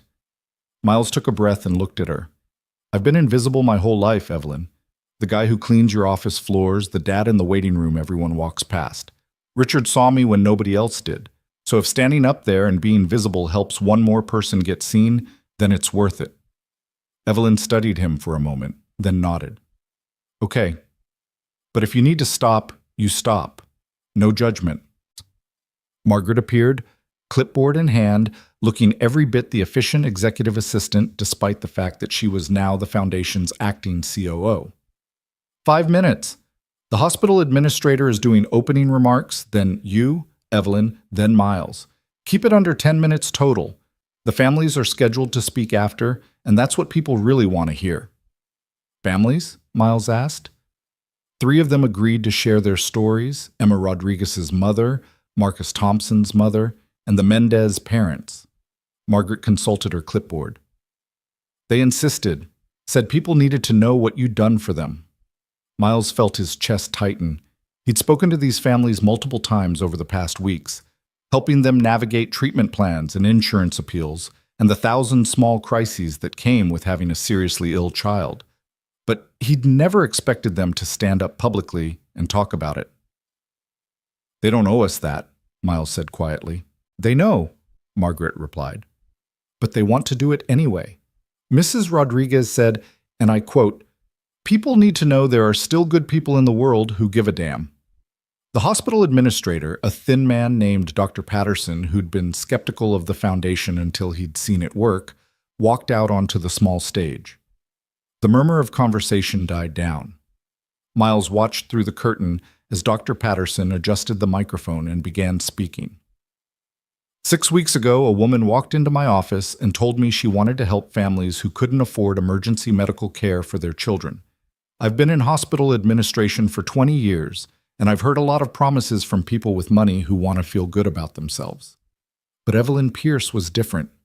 She didn't want publicity or plaques or buildings named after her husband. She wanted to save kids. And in 6 weeks, her foundation has helped 31 families. 31 children who are alive today because someone decided they mattered more than a balance sheet. The room erupted in applause. Miles saw reporters scribbling notes, cameras panning across the audience, capturing everything. Dr. Patterson continued. What makes Second Chance's medical fund unique isn't just the money, though that's significant. It's the speed, the dignity, the recognition that when a child is dying, parents don't have time for bureaucracy or means testing or endless forms. They need help now. And this foundation delivers that help with a level of compassion and efficiency I've never seen in 30 years of medicine. More applause. Evelyn stood beside Miles, her face carefully neutral, but he could see the tension in her shoulders. You okay? He asked quietly. I hate public speaking. You run board meetings. That's different.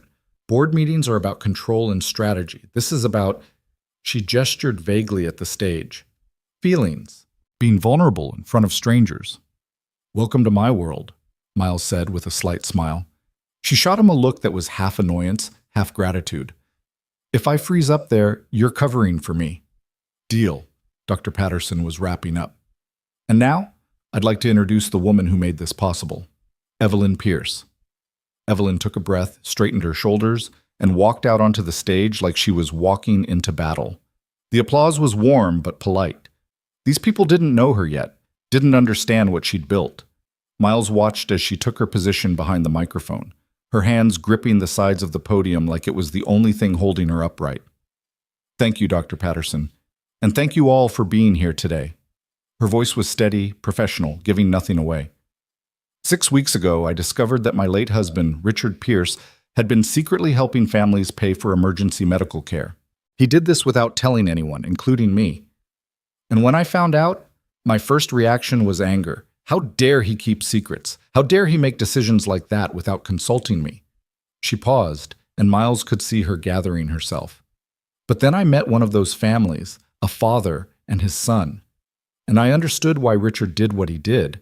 Because when you're faced with a child who might die because of money, every justification for why the system works the way it does becomes obscene. Every argument about fiscal responsibility or personal accountability or market forces becomes an insult to basic human decency. The room had gone very quiet. Even the reporters had stopped writing. My husband left me a great deal of wealth and no instructions on what to do with it, but he left me something more valuable, a roadmap for how to use that wealth in a way that matters. Second Chance's medical fund exists because Richard Pierce saw a stranger's pain and decided to do something about it. We exist because I realized that honoring his memory means finishing what he started. Evelyn looked directly at the cameras. If you're watching this and you have a child who needs medical care you can't afford, we want to help. Not next month. Not after you've exhausted every other option. Now. Today. Because your child's life shouldn't depend on whether you can afford it. She stepped back from the microphone, and the applause that followed was different this time. Deeper, more genuine, the sound of people recognizing something true. Dr. Patterson returned to introduce Miles, and suddenly his legs didn't want to work. Miles Carter, the Foundation's Director of Family Services, who has lived the experience that drives this work. Miles forced himself to walk out onto the stage. The lights were too bright. The room was too big. Every face turned toward him felt like a judgment waiting to happen. He reached the microphone and looked out at the sea of strangers, and his mind went completely blank. Then he saw Noah, sitting in the front row between Margaret and Sarah, wearing the button-down shirt Miles had bought him specifically for today. His son gave him a thumbs up and a gap-toothed grin, and suddenly Miles remembered why he was doing this. 2 years ago, I was standing in this hospital with my son, who needed a heart transplant, Miles began, his voice rougher than Evelyn's, less polished, but real. The surgery cost $300,000. I had $2,000 in my bank account, a job that paid $12 an hour, and no idea how I was going to save my child's life. He saw people lean forward, saw reporters start writing again. I've never felt more powerless than I did in that moment. I would have done anything, sold everything I owned, worked 3 jobs, stolen if I had to. But none of that mattered because time was running out, and money doesn't care about how hard you're willing to work or how much you love your kid. Money just is. Miles glanced at Noah, who was listening with those 2 old eyes that understood more than any 6-year-old should. Richard Pierce paid for my son's surgery, anonymously. I never met him, never thanked him, never got to tell him that because of what he did, my son got to grow up. Got to draw pictures and ride swings and laugh at stupid jokes. Got to just be a kid. His voice cracked, and he didn't try to hide it. I can't repay that debt, but I can pass it forward. That's what Second Chance's medical fund is, a way of passing forward the gift that Richard Pierce gave me. Because there are 31 families who aren't sitting in waiting rooms wondering if they should say goodbye to their children. 31 kids who get to grow up because someone decided they mattered. Miles looked at the cameras. If you're a parent facing an impossible choice, call us. If you know someone who is, tell them about us. We're not going to solve every problem or save every child, but we're going to save the ones we can reach, and that has to be enough. He stepped back from the microphone, and the applause hit him like a wave. But Miles wasn't listening to it. He was looking at Noah, who had tears running down his face but was smiling anyway, and at Evelyn, who was standing in the wings with her hand pressed against her mouth, and at the families in the audience who understood exactly what he just said because they'd lived it too. Dr. Patterson introduced the families who'd agreed to speak. Maria Rodriguez came up first, a small woman with tired eyes and hands that shook as she gripped the microphone. My daughter Emma has leukemia, she said simply. She's 7 years old. It's wrong. When they told us what treatment would cost, I thought we were going to lose her. Not because the medicine doesn't exist. Not because doctors couldn't help her, but because I couldn't afford it. Her voice broke, but she kept going.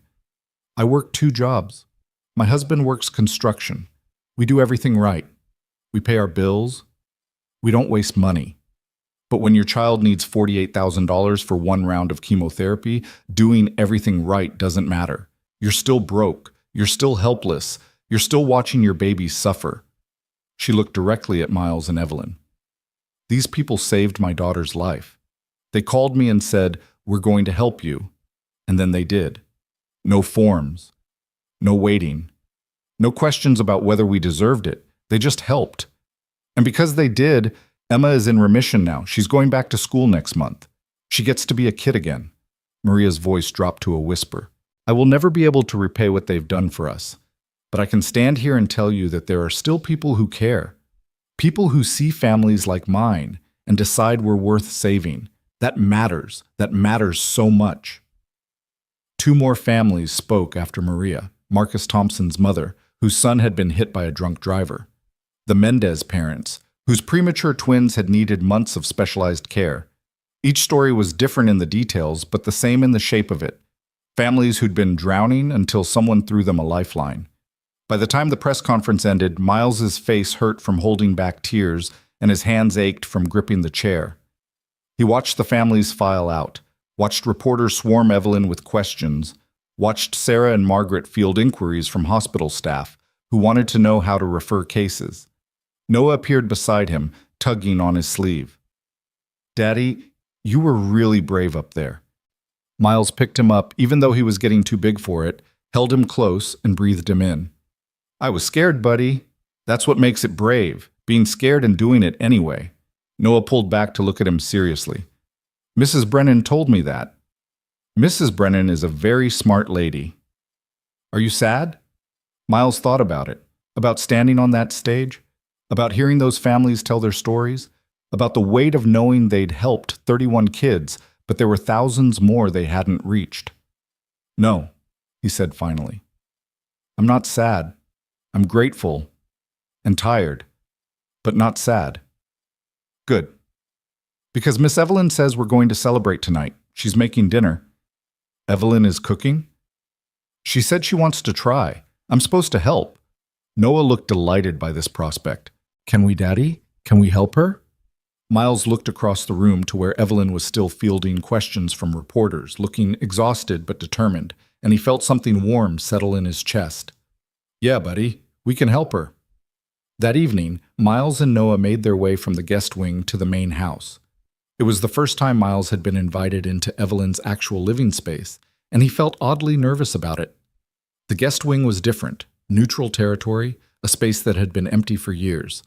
But the main house was where Evelyn actually lived, where Richard had lived, where the marriage that had slowly fallen apart had played out behind closed doors. Evelyn met them at the door wearing jeans and an old sweater with flour on it. Her hair was down and slightly messy, and she looked more human than Miles had ever seen her. "Fair warning," she said, stepping aside to let them in. "I haven't cooked anything more complicated than toast in about 5 years. This might be a disaster." The kitchen was massive, all granite countertops and stainless steel appliances, but it felt strangely unused, like a showroom, rather than a place where people actually prepared food. On the counter sat ingredients for what looked like it was supposed to become spaghetti and meatballs, ground beef, pasta, jarred sauce, and a variety of spices that suggested Evelyn had just bought one of everything and hoped for the best. "I thought we'd start simple," she said, looking at the ingredients like they might attack her. "But now I'm not sure I remember how to make meatballs."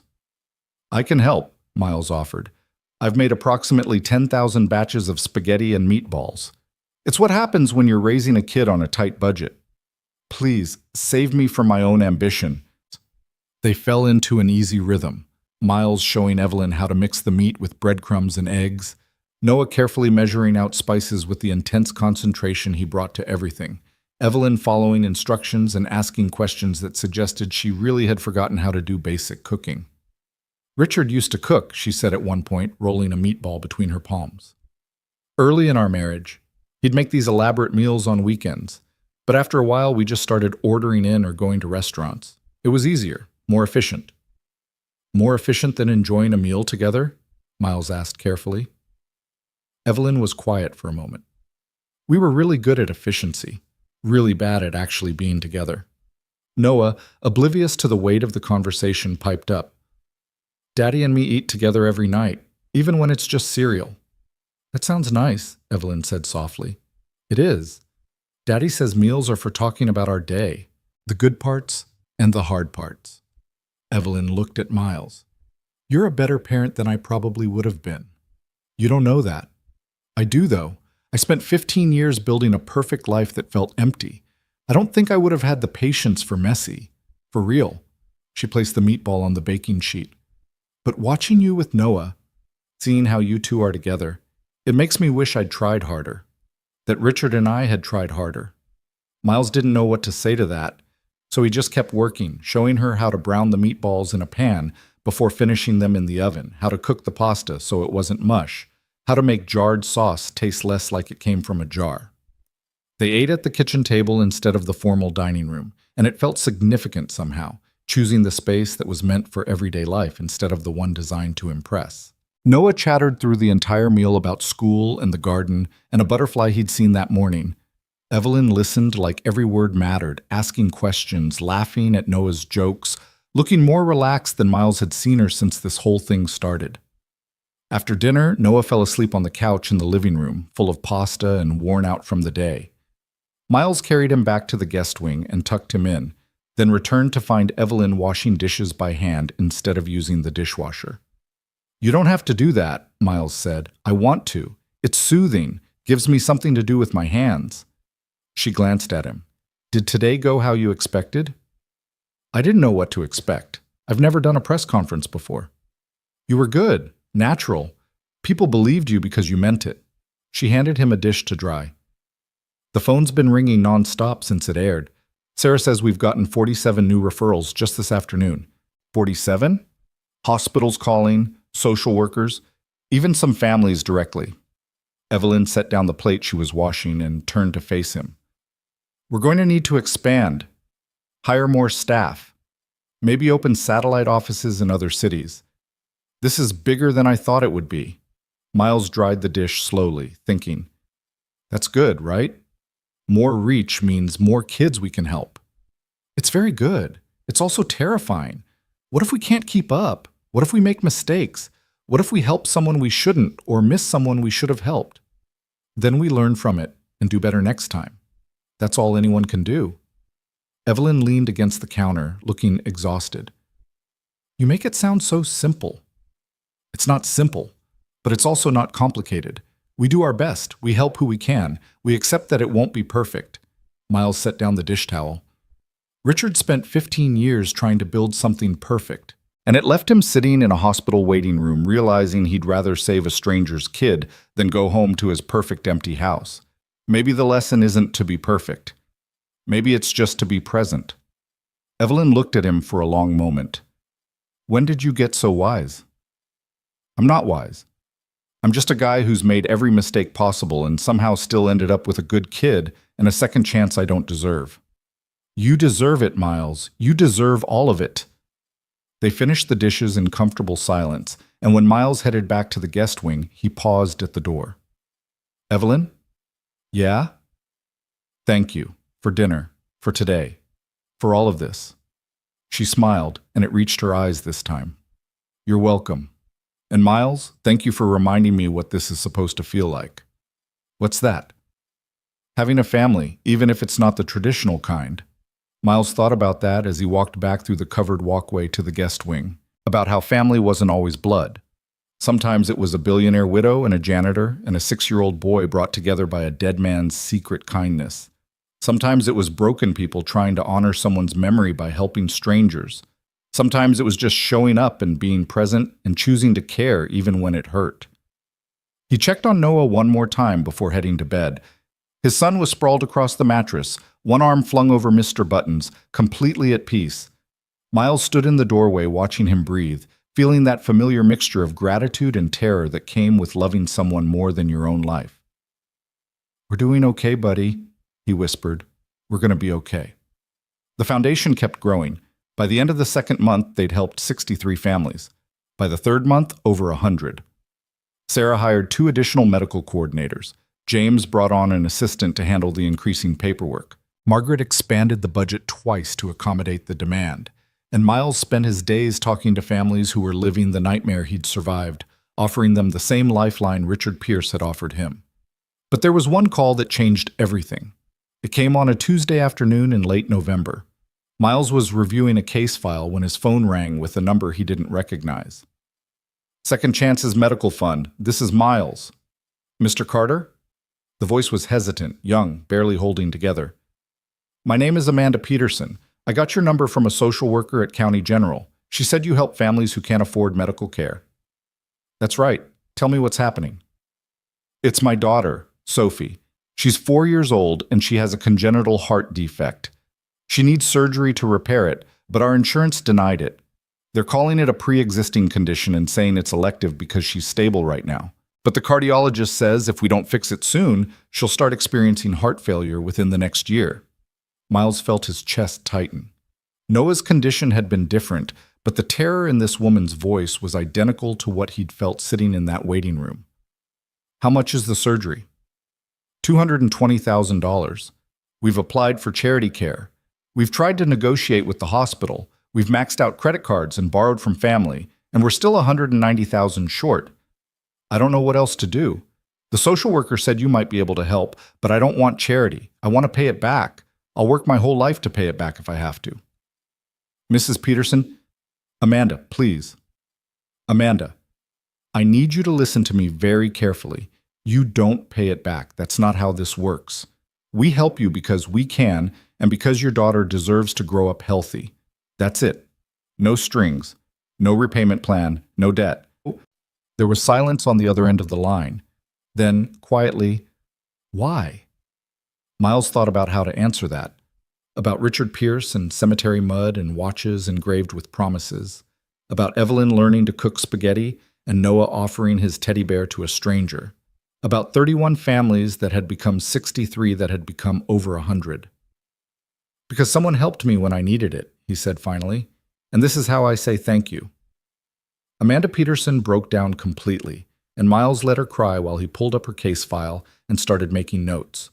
By the time the call ended 20 minutes later, he'd gotten all the information Sarah would need to verify the medical details, and James would need to process the grant. The surgery was approved within 48 hours. Sophie Peterson had her heart repaired the following week. And Amanda Peterson called Miles afterward to tell him that her daughter was recovering beautifully, and that she'd spent the last hour just watching her sleep and feeling like the world made sense again. I want to do something, Amanda said, to help other families like you helped us. I don't have money, but I have time. I could volunteer, answer phones, something. Miles smiled. Let me talk to our director. We're always looking for people who understand what this feels like. After he hung up, he went to find Evelyn. She was in her office reviewing budgets with Margaret, but she looked up when Miles appeared in the doorway. We just approved the Peterson case, he said. 4-year-old girl, heart surgery, $220,000. That's good news. It is. But here's the better news. The mother wants to volunteer. She wants to help other families because we helped her. Evelyn set down her pen. That's the 3rd family this month who's offered. 4th, Margaret corrected. Marcus Thompson's father called yesterday asking if we needed help with anything. Miles leaned against the doorframe. What if that's the real success here? Not just the kids we save, but the families who turn around and want to pass it forward, building a community instead of just writing checks. Evelyn exchanged a look with Margaret, and something passed between them that Miles couldn't quite read. What? He asked. We've been talking about that, Evelyn said. About how to scale this beyond just our foundation. What if we created a network, trained other organizations to operate the same way we do, shared our model? You mean franchise second chances? Not franchise, more like open source. Give away everything we've learned so other people can replicate it in their communities. Evelyn stood up and walked to the window. Richard wanted to create a foundation, but what we're building feels bigger than that. It feels like a movement. Miles thought about Amanda Peterson wanting to volunteer, about Maria Rodriguez speaking at the press conference, about families who'd been saved wanting to turn around and save others. Then we make it one, he said quietly. We teach them how to do what we do. We share the failures and the successes. We build something that outlives all of us. Margaret pulled up a document on her laptop. I've been working on a preliminary framework. Open source model, training programs, shared resources. If we do this right, we could have affiliated Second Chances chapters in 20 cities within a year. That's ambitious, Miles said. So is everything else we've done, Evelyn replied. Ambitious seems to be working for us. They spent the rest of the afternoon planning, sketching out what a network might look like, how they'd maintain quality while allowing flexibility, how they'd fund training and support without creating dependency. And Miles thought about Richard Pierce sitting in this same building, writing in journals about wanting to make a difference, never knowing that 2 years after his death, his secret kindness would have grown into something that could change thousands of lives. That night, Miles sat in the garden with Noah, watching the sun set behind the trees. His son was drawing in a sketchbook Evelyn had given him, page after page of the foundation office, of families they'd helped, of a world where people took care of each other. "Daddy, do you think Mr. Pierce is happy?" Noah asked without looking up from his drawing. Miles thought about that. About a man who'd died before finishing what he started. About journals full of regrets and hopes. About a watch that measured seconds that mattered. "Yeah, buddy, I think he's happy. I think he's proud of what we're building in his name." "Good," Noah kept drawing, "because he saved me, and now we're saving other kids. That's a good trade." Out of the mouths of 6-year-olds.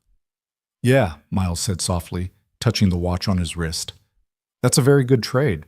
1 year after that first encounter in the cemetery, Miles stood in the foundation office watching snow fall past the windows and thought about how much could change in 12 months. The whiteboard that had once tracked 31 cases now couldn't hold all the names. They'd moved to a digital system 3 months ago just to keep up with the volume. 247 families. 247 children who got to live because someone decided the math didn't matter more than the life. Sarah walked in carrying 2 cups of coffee and handed him one.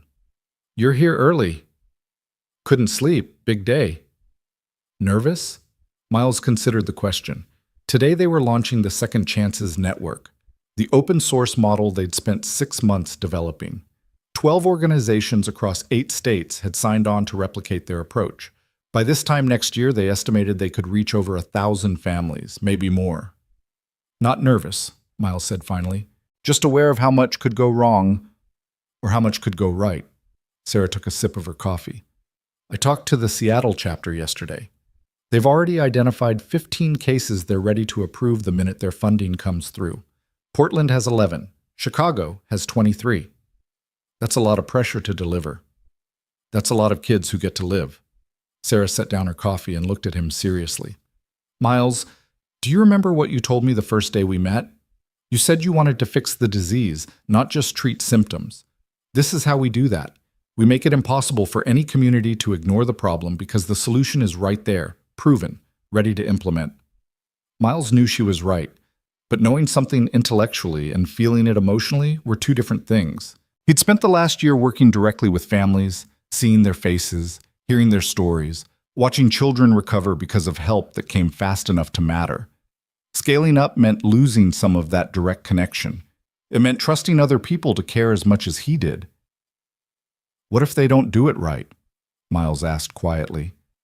"What if they turn it into just another bureaucracy, forms and committees, and then we pull their certification and find someone who will do it right? That's why we built in the oversight mechanisms. That's why we're requiring quarterly audits and family satisfaction surveys." Sarah picked up her coffee again. "You can't control everything, Miles. You can build good systems and trust good people and hope it's enough. Sometimes it has to be enough." Before Miles could respond, Evelyn walked in looking like she'd been up for hours, which, knowing her, she probably had been. "The conference call with the network chapters starts in 30 minutes, she said without preamble. "Margaret's setting up the video feeds now. James has the grant allocation spreadsheets ready. Sarah, I need you to walk through the medical verification protocols. Miles," she paused, looking at him, "I need you to tell them why this matters. Not the statistics or the outcomes, the why." "I'm not good at speeches." "You're excellent at speeches. You just don't like giving them." Evelyn's expression softened slightly. "These people are about to take on something difficult and emotionally exhausting. They need to understand what they're fighting for. You can give them that." Miles wanted to argue, but she was already walking out, phone to her ear, handling 3 crises at once, the way she did every morning. He looked at Sarah, who just shrugged. "She's not wrong. You have a gift for making people understand what this feels like. Use it." The conference call connected representatives from 12 organizations in 8 states. Miles watched their faces appear on the screen. Directors of small nonprofits, hospital administrators, community organizers, people who'd seen the press coverage and decided they wanted to build something similar in their own cities. They looked eager and nervous and slightly overwhelmed, which Miles understood completely. Evelyn opened the meeting with her usual efficiency, walking through the structure of the network, the funding model, the support resources they'd be providing. Margaret covered the financial details. James explained the grant processing system they'd developed. Sarah went through medical verification protocols. And then Evelyn looked at Miles and said, "I'd like to turn it over to Miles Carter, our Director of Family Services, to talk about the human side of what we do." Miles unmuted his microphone and tried to ignore the fact that dozens of people were now looking at him expectantly. "I'm not going to tell you this is easy," he began. "It's not. You're going to talk to parents who are breaking apart in real time. You're going to hear stories that will keep you up at night. You're going to feel the weight of knowing that your decision, approve or deny, fast or slow, might be the difference between a child living or dying." He saw some of them shift uncomfortably, but he kept going. 2 years ago, I was one of those parents. My son needed emergency heart surgery, $300,000. I had nothing. I was sitting in a hospital waiting room trying to figure out how to say goodbye to a 6-year-old who still believed I could fix anything. And then someone I never met decided my son's life mattered more than the money. He paid for the surgery, saved Noah's life, and changed everything. Miles glanced at the watch on his wrist, the same watch he wore every single day. That gift didn't just save my son. It saved me. It gave me back a future I thought was gone. And it taught me something I'll never forget. When someone is drowning, you don't ask if they deserve to be saved. You don't form a committee to study the problem. You reach out your hand and you pull them to shore. That's what we do. That's what you're signing up to do. You become the hand that pulls people to shore when they're drowning in a system that values money over life. He looked at the faces on the screen. Some of them had tears in their eyes now. It's hard work. It's heartbreaking work. But it's also the most important work you'll ever do. Because every child you save, every family you help, that ripples out. That kid grows up. That parent gets to be a parent instead of planning a funeral. That family remembers that when they were drowning, someone cared enough to help. And maybe someday they pass it forward to someone else. Miles took a breath. So yeah, it's hard, but it's worth it. Every single time, it's worth it. The screen was quiet for a moment. Then a woman from the Seattle chapter unmuted herself. "Mr. Carter, my daughter died 3 years ago because we couldn't afford her treatment. I've spent every day since then wishing someone had existed to help us. That's why I'm here. That's why I want to build this. Because no other parent should have to bury their child because of money." One by one, others shared their stories. A man whose nephew had been saved by a charity he wanted to replicate. A hospital administrator who was tired of watching families make impossible choices. A community organizer who'd seen too many kids die for preventable reasons. By the end of the call, Miles felt emotionally wrung out, but also strangely hopeful. These people got it. They understood what they were building and why it mattered. They weren't in it for recognition or tax benefits or good PR. They were in it because they'd seen the broken places in the system and decided to fix them. After the call ended, Evelyn shut down the video feed and looked at Miles. That was perfect. It was just the truth. Sometimes that's the most perfect thing you can offer. She stood up and stretched, rolling her shoulders like she was trying to work out tension that had been building for months. "We did it, Miles. We actually built something that's going to outlive us. Richard built it. We're just finishing what he started." Evelyn was quiet for a moment, then walked to the window. Snow was falling heavier now, covering the city in white. "I used to resent him, for keeping secrets, for helping you instead of fixing us, for dying before we could have the conversation we should have had years earlier." She turned to look at Miles. "But I think I understand now. He wasn't choosing you over me. He was choosing action over paralysis. He saw someone who needed help, and he helped them. Simple as that. And maybe if we'd been better at that, at just helping each other without overthinking it, we would have had a different ending. You can't know that." "No, but I can learn from it." Evelyn managed a small smile. "I'm better now than I was a year ago. Better at being present. Better at caring about things that matter. Better at being part of something bigger than myself. That's because of you and Noah. Because you let me into your lives even though you had every reason not to trust me." Miles thought about that first day in the cemetery, the suspicion in her eyes, the fury when she saw the watch, how far they'd come from that moment. "You want to know what I think?" Miles said. "I think Richard would be proud of you, not because you're running his foundation or helping families or any of that, but because you let yourself break open and rebuild into something more real." That takes more courage than writing checks. Evelyn's eyes got bright, but she blinked the tears back. "Noah told me last night that I'm not sad anymore, that I smile more now." "Do you?" "Yeah, I do." She walked back to her desk and picked up a folder. "I have something for you. I've been waiting for the right time, and I think today is it." She handed him the folder. Inside was a legal document, dense with language Miles didn't fully understand, but one phrase stood out clearly: irrevocable trust for Noah Carter, beneficiary. What is this? Richard's estate was substantial. After funding the foundation and setting aside reserves, there's still a significant amount left. I've been trying to figure out what to do with it, and I finally realized the answer was obvious. Evelyn pointed to the document. "This trust will pay for Noah's education. All of it. Undergraduate, graduate, medical school if he wants it. Whatever path he chooses, he won't have to worry about money. He'll get to follow his dreams instead of being limited by what you can afford." Miles felt like someone had punched all the air out of his lungs. "Evelyn, I can't accept this." "You're not accepting it. Noah is, and it's already done. The trust is established. The funds are transferred. You can't give it back." "This is too much." "It's not enough. Richard saved Noah's life. This just gives him a future worthy of that gift." Evelyn's voice was firm. "You've given me purpose, Miles. You've given me a family. You've given me a reason to use Richard's legacy for something that matters. Let me give Noah something too. Let me make sure that the boy my husband saved gets every opportunity to become whoever he's meant to be." Miles looked down at the document, at the numbers that represented a future he'd never let himself imagine for his son. College. Graduate school. Choices made based on passion instead of practicality. "He's going to do something important," Miles said quietly. "I don't know what yet, but he's going to make a difference. I can feel it.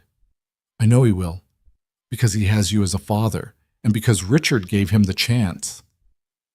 That evening, Miles drove to the cemetery alone. It was still snowing, and the roads were slick, but he needed to make this trip.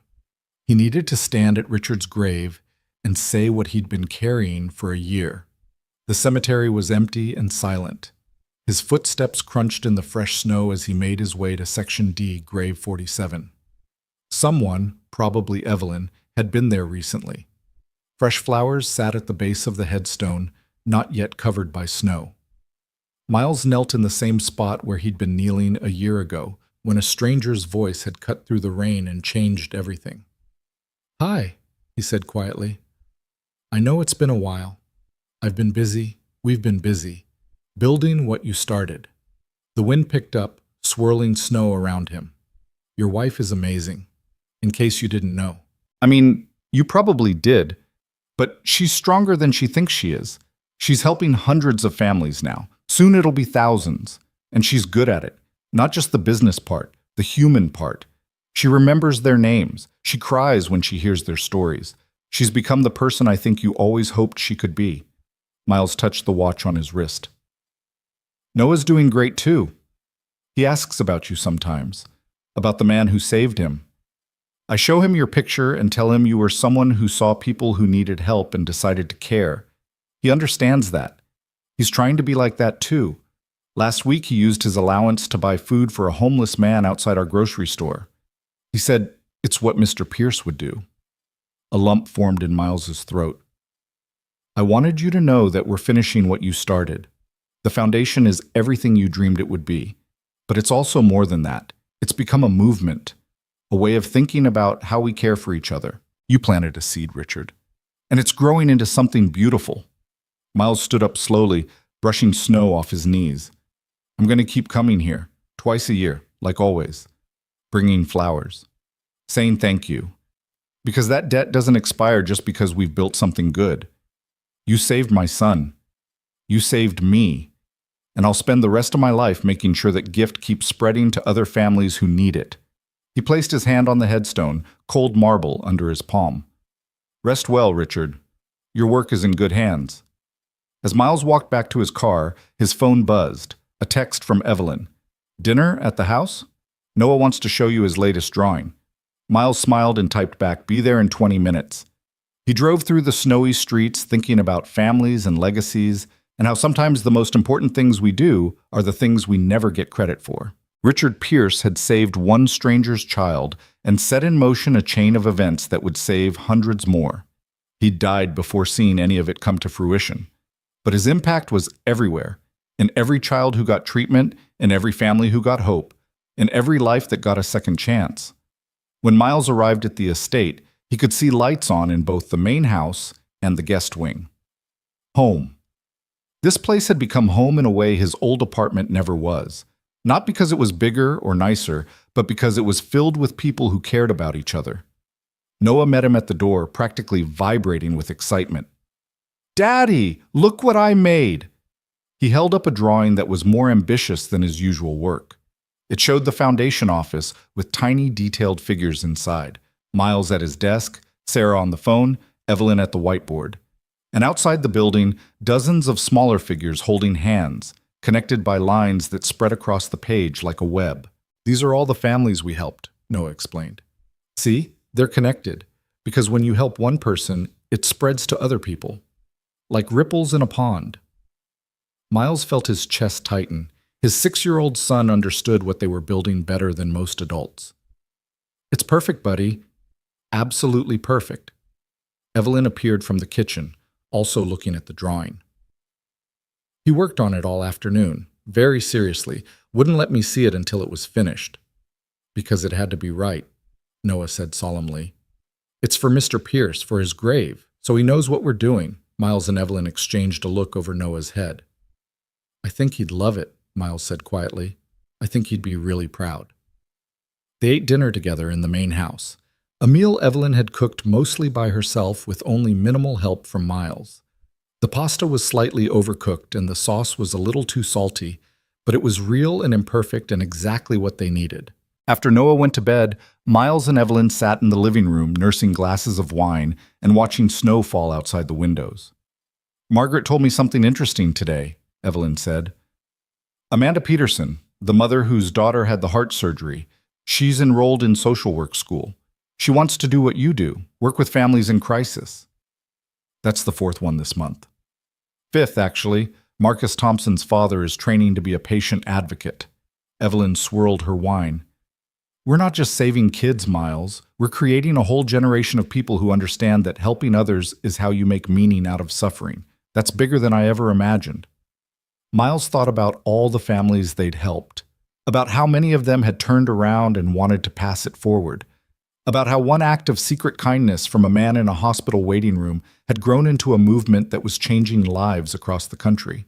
Richard was right, Miles said quietly. In his journal, he wrote that he couldn't fix the ocean, but he could save the person drowning in front of him. And we're proving that if enough people save the person drowning in front of them, eventually you do fix the ocean, one rescue at a time. Evelyn was quiet for a long moment. Then she said, I'm happy, Miles. For the first time in longer than I can remember, I'm actually happy. Not content, not comfortable. Happy. Me too. I never thought I'd have a family after Richard died. Never thought I'd find purpose again. But here we are. She looked at him. You and Noah, you're my family now. Not because of Richard. Not because of the foundation. Just because you are. Miles felt emotion rise in his throat. You're ours too. Noah draws you in every picture, calls you Miss Evelyn like you're some kind of fairy godmother, and He stopped, searching for words. I'm grateful. Every single day, I'm grateful you showed up at that grave angry and suspicious and determined to understand, because it brought you into our lives. I'm grateful you were there, that you were brave enough to go to a stranger's grave and say thank you, even though you had no idea if anyone would understand why it mattered. They sat in comfortable silence, watching the snow fall, and Miles thought about how life could surprise you, how you could go from broken and desperate to whole and purposeful, how strangers could become family, how one person's secret act of kindness could become a legacy that outlived them. 6 months later, on a warm spring day, they gathered at the cemetery again. But this time, they weren't alone. 247 families had been invited, and nearly 100 had made the trip. They stood together in Section D, surrounding Grave 47, a sea of people who shared one thing in common. Richard Pierce had changed their lives. Miles stood near the headstone with Noah on one side and Evelyn on the other. The snow had long since melted, and flowers bloomed in the grass. Someone had placed a small plaque next to the grave, something Evelyn had commissioned but hadn't told anyone about until today. The plaque read, "Here lies a man who saw strangers and decided they mattered. His kindness saved lives. His legacy saves more every day." Evelyn stepped forward to speak, and the crowd quieted. "Most of you never met my husband. He helped your families anonymously through the foundation we built in his name. But I knew him for 15 years, and I want you to understand something about Richard Pierce." She paused, looking out at all the faces. "He wasn't perfect. Our marriage wasn't perfect. He struggled with the same doubts and fears we all do, but he had one quality that mattered more than anything else. When he saw someone suffering, he couldn't walk away. He couldn't convince himself it wasn't his problem. He had to help, even if it meant keeping secrets, even if it meant giving up things that mattered to him. He had to help." Evelyn's voice wavered, but she kept going. "The foundation that bears his name has now helped over 500 families. The network we've built will reach thousands more. But the real legacy isn't the numbers. It's the ripple effect. It's Amanda Peterson going to social work school so she can help other families. It's Marcus Thompson's father training to be a patient advocate. It's every person here who's decided that because someone helped them, they're going to help someone else." She looked at Miles. "Richard saved one man's son. That man, Miles Carter, helped me understand what my husband was trying to do. And together we built something that's changing how our society thinks about helping people in crisis. That's not just Richard's legacy. That's all of our legacies. Every single person standing here is part of this story." The crowd was silent except for the sound of people crying quietly. "So thank you," Evelyn continued. "Thank you for letting us help you. Thank you for being part of this movement.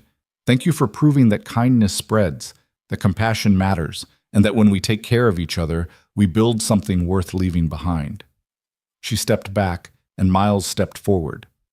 He looked out at the crowd, at Maria Rodriguez with Emma, who was completely cancer-free now, at Marcus Thompson's parents with their son, who'd recovered fully from the accident, at Amanda Peterson with Sophie, whose repaired heart was beating strong and steady, at dozens of other families, each with their own story of crisis and rescue and gratitude.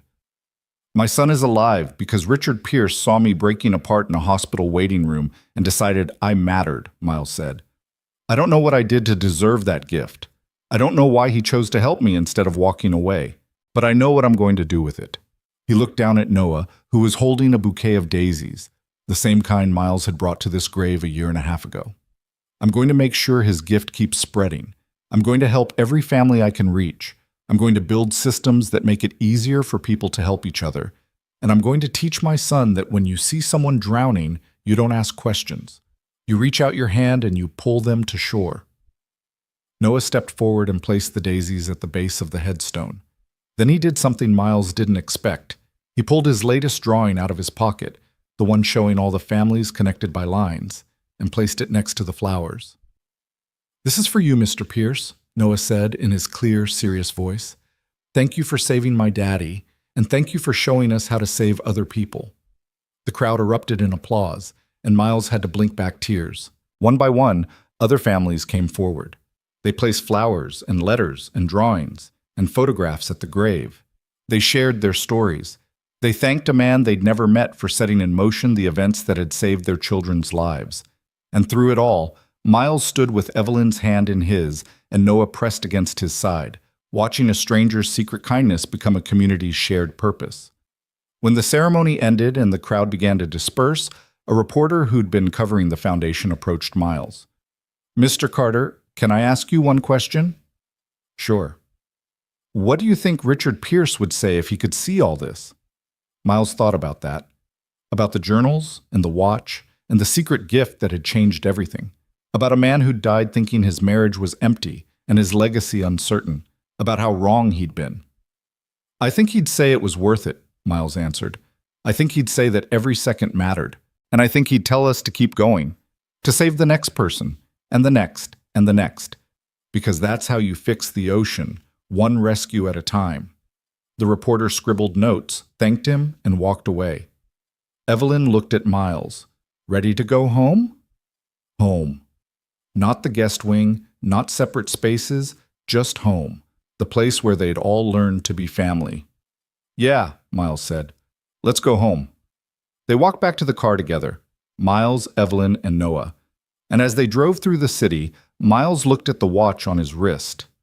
The same watch Richard Pierce had sent him 2 years ago. The watch that said every second matters. He thought about all the seconds that had led them here. The second Richard decided to pay for a stranger's surgery. The second Miles knelt at a grave to say thank you. The second Evelyn found the courage to read her husband's journals. The second Noah offered his teddy bear to a grieving widow. The second they all decided that building something good was better than carrying something broken. Every single second had mattered. Every single choice had rippled outward. Every single act of kindness had multiplied. And tomorrow, they'd wake up and do it again. They'd answer the phone when desperate parents called. They'd approve grants for children who needed help. They'd train new chapters of the network. They'd build systems that made caring for each other the default instead of the exception.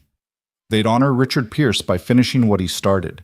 They'd honor each other by showing up, being present, and choosing to care. And they'd honor every family they helped by making sure the gift kept spreading, kept growing, kept changing lives long after they were gone. Because in the end, that's what legacy really meant. Not buildings or plaques or names on foundations, but the ripples you create, the lives you change, the kindness you pass forward. Richard Pierce had created ripples that would spread for generations, and Miles Carter, Evelyn Pierce, and a 6-year-old boy with a teddy bear named Mr. Buttons were going to make sure those ripples never stopped. As they pulled through the gates of the estate, Noah spoke up from the back seat. "Daddy?" "Yeah, buddy?" "When I grow up, I want to help families like we do. I want to make sure kids don't have to be scared." Miles looked at him in the rearview mirror, this beautiful, wise, impossibly kind child who'd been given a second chance at life and wanted to spend it helping others. "Then that's exactly what you'll do," Miles said, "and I'll help you every step of the way." Evelyn reached over and squeezed Miles's hand. "We both will." They walked into the house together and Noah ran ahead to show them something he'd been working on. Another drawing, more elaborate than the last, showing not just the families they'd helped, but the families those families would help, spreading out like branches on a tree that grew toward the sky. Miles looked at that drawing and saw the future. Not perfect, not without challenges, but good, worth fighting for, worth building. That night, after Noah was asleep and Evelyn had gone back to the main house, Miles stood in the garden under the stars. He touched the watch on his wrist and thought about the man who'd worn it before him, the man who'd sat in the same garden writing in journals about wanting to matter, the man who'd died not knowing that he'd created something beautiful and lasting and true. "We did it, Richard," Miles whispered to the night. "We finished what you started, and we're going to keep going for as long as it takes, for every family that needs us, for every child who deserves a chance." The wind rustled through the trees, and somewhere in the distance, a child laughed. Someone's child, someone's second chance, someone's proof that kindness spreads. Miles smiled and walked back inside, ready for tomorrow, ready for the next call, ready for the next family, ready to keep pulling people to shore one rescue at a time, because every second mattered, and they were going to make every single one count.